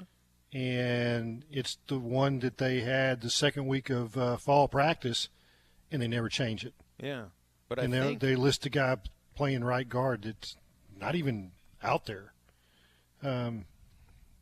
Or, there's guys that are playing different positions in the secondary. Or they give you a depth chart that doesn't include a nickel, and yet they start a nickel in every game. Yeah. And I don't know if there's a requirement in the SEC for baseball to announce weekend rotations, or if you just have to announce your Friday starter, because you have this release that comes out every Thursday from the league that shows what all the rotations look like for the weekend in every SEC series. And if I were to click on that, I would guarantee you that most of the other teams have announced their entire rotation for the weekend, 1, 2, and 3, and that's going to be exactly who they pitch. Usually, and I mean, look, earlier in the season, Arkansas did put out a 3-pitcher weekend rotation. It was publicized. LSU and Kentucky, they've got their 3 pitchers announced. Georgia and Florida, 5 out of 6 pitchers announced. Ole Miss and Mississippi State, 6 pitchers announced. This is the only series where it's just the Friday pitchers that are announced and nobody after that. And I believe that Hunter Holland is going to start tomorrow for Arkansas because he's done it 3 weeks in a row and he's been good. I don't believe that Tennessee is going to start a reliever in Andrew Lindsey, who has gone the longest he's gone is 4 2/3 innings. That was 2 weeks ago against LSU. He only pitched 1 2/3 innings last week against Florida, so I don't believe he's going to start. It feels like a surprise. That's Tony being Tony. Right, yeah. It's gamesmanship. Gamesmanship. That's the kind of stuff that will also earn you some Bronx cheers and raspberries from the crowd just because. So this fits into I guess what people are expecting for the weekend. Good. This will fan the flames a little bit. This will feed the fire. Has Arkansas lost a series yet in the SEC besides LSU? So just that was LSU. That was on the road. What do you expect? You expect to go 2-1, or would you be surprised? I mean, no team will sweep each other, but potentially both teams are talented enough to win any game, right? The thing that stands out about this Arkansas team, Matt, like there's nothing that necessarily stands out about this team compared to other teams in the SEC. There's other years where you're like, you know what? Arkansas has the best back of the bullpen in the entire conference. Or they look like they've got the best starting rotation. Or this is the most powerful lineup in the league 1 through 9. Or they're the best in the field, and it's obvious to tell. That's what I felt about last year's team. That's what separated last year's team from everybody else, was they were so good in the field defensively. That's what set them apart. There isn't one thing, to me, that sets this team apart from anybody else in the Southeastern Conference other than they know how to win games. And you can't put a stat on that. You can't. That's just a mindset. That's like doing the right thing at the right time, which they didn't do yesterday, and that's why Little Rock took advantage of all those mistakes in the field to get a win. I would expect Arkansas to play at a much higher level than we saw last night, kind of the level we saw in Game 1 and Game 3 against Ole Miss. And that's to play fundamentally sound baseball. Throw to the right base, dive in the outfield when you really have a chance to make a catch, field the ground balls that come at you, and get the lead runner, and don't try to, don't take your eye off the ball in the field. I think Arkansas can win 2 out of 3 in this series. Tennessee, when it comes to their starting pitching, look, they just have a more accomplished starting rotation just based on last year, but they haven't been as good right now. To me, that tells me they've been throwing a lot of fat pitches. They've been giving up a lot of home runs. They've been giving up a lot of runs, and this team can make you pay for it. And another aspect of this too, Matt, is I would believe Arkansas has a much better chance to win this series or any other series with Jared Wagner in the lineup, and so that's why, man, I'm watching right now. Here's the team. They're still not starting their official workout, but the guys are getting some extra swings in. I don't see Jared Wagner yet. That doesn't mean he's not going to be out here playing and practicing. I just don't see him yet. that's probably the most important thing for me to figure out whether or not I think Arkansas can win this series or not. If you don't have Wagner in the lineup, then who do you stick in the outfield? You probably have Kendall Diggs play right field, move Jace Borfin to left, and that opens up a designated hitter spot for somebody like a Jason Jones or Harold Cole. I would be surprised if it's not Cole because I know they like his bat. But that does remove a really good outfielder. Wagner's a really good outfielder. I'm not sure Kendall Diggs is a great fielder yet because he hasn't played many positions. He's been the DH. Jared didn't have a huge weekend against Ole Miss, but they pitched around him a little bit. And there's something to be said about instilling fear in the opposing team and the opposing pitching staff. He does that. So I think he'd be huge in this. They can win without him, but it'd be a lot easier with him. His own base percentage is unbelievable. I mean, he's going to take his walks. He's going to. You make a mistake to him, it's going to land in the hog pen. Now, people pitch around him. That's why he's got those walks. He will not chase. You mentioned what this team is, and I think you did a pretty good job there, Phil. Obviously, you're a lot closer than I am. But what I see is a team that's not bad at anything. Yeah. A lot of B pluses. That's right. Not necessarily. They don't beat themselves in any respect. They make you pay for base running errors. They did everything wrong that they usually do, like cut off pitches, like they cut off a throw to the plate that the guy was going to be out, throw to the wrong base, and you field the ball at pitcher. But they throw behind runners and pick them off in key situations. I mean, they're really good at some things that, and defensively, their fielding percentage is pretty good. Mm-hmm. They won the Ole Miss series because they played defense and Ole Miss did not. Yeah, and a couple of the things they're good at, and it's not a matter of that they make a play that gets you an out, but like Borfin and Wagner and Josenberger are really good at cutting off doubles and holding batters to singles. No question. That's a huge aspect of it. They're good at holding a runner from going first to third. The pitching staff is good at holding runners. That's one of the reasons why you've had pickoffs or you've had roll and pick guys off from behind the plate. So this does stand out. And Bubba and I talk about this a lot. When you hear baseball coaches refer to the little things, what they're talking about is the value of one base, and the value of one base can sometimes lead to one run, and that one run can lead to a lot more, can lead to a win or a loss. This team, I think, is pretty good at like valuing one base for their own runners and for the opposing runners. So what is this team to me? It's another in a long, long line of Dave Van Horn teams that they, from year to year, they drastically change in appearance. Different guys in different uniforms, but they all look the same. Halftime brought to you by CJ's Butcher Boy Burgers. They're the best burgers anywhere in the state of Arkansas. I might head over to the Weddington location later on today and stuff my face with a cheeseburger with bacon, grilled onions.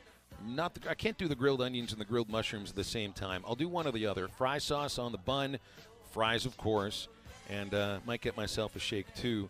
If you're coming up from Central Arkansas for the weekend series, you can stop at the Russellville location, Arkansas Avenue exit right off I-40, and then the Weddington Avenue exit off I-49, less than a mile west.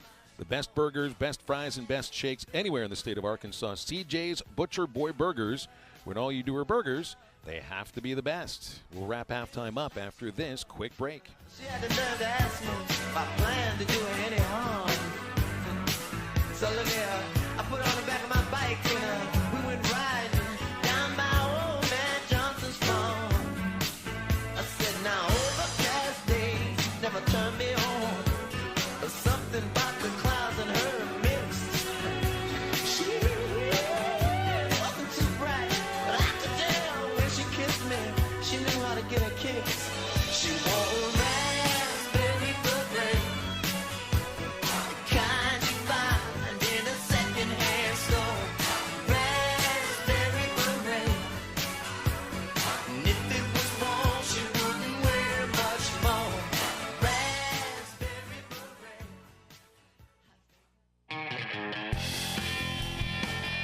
Hi folks, Larry Rath here for Rath Auto Resources and the Meineke Car Care Center, where we've got a great group of people ready to work hard to help you do whatever it is you're trying to do.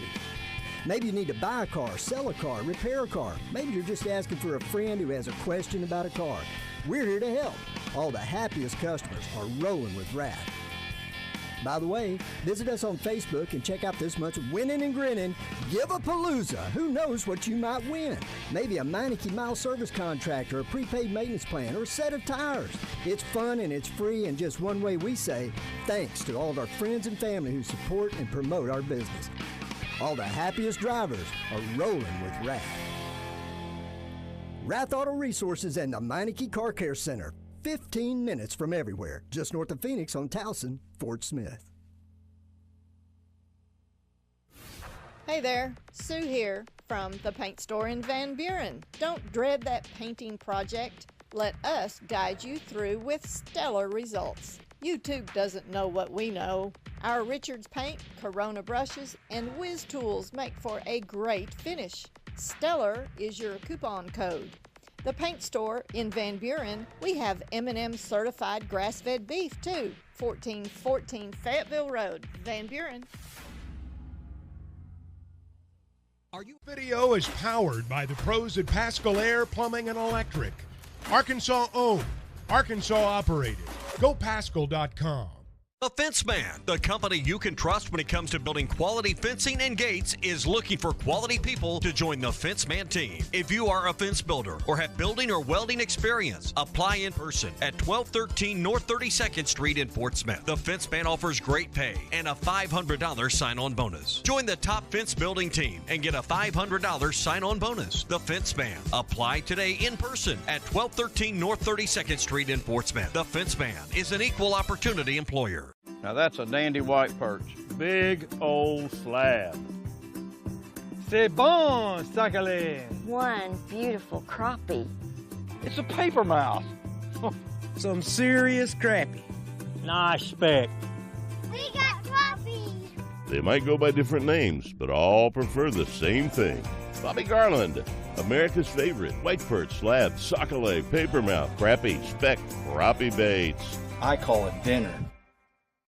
Remember this top 10 hit from 1983? Boy George, I Think You've Got It. It's Church of the Poison Mind by Culture Club. The culture is continuing to poison the minds of our youth by clubbing them with everything but the truth. But when we heed God's word, He gives us the solution to all the gender confusion. The true poison is believing that evil is good and good is evil. I'm Pastor Eve from Woodland. Think about it. Get analysis of every play, prop, and point at BetOnline. Head to the website today or use your mobile device to sign up and receive your 50% welcome bonus on your first deposit. Be sure to use our promo code BELIEVE to receive your bonus. That's BLEAV. BetOnline.ag, where the game starts.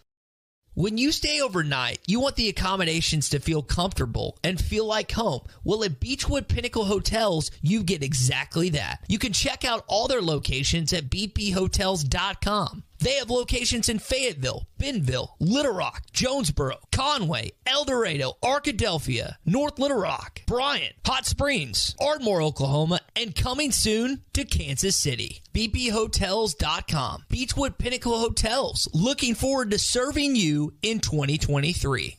Are you looking for the best baseball game? ESPN 95.3.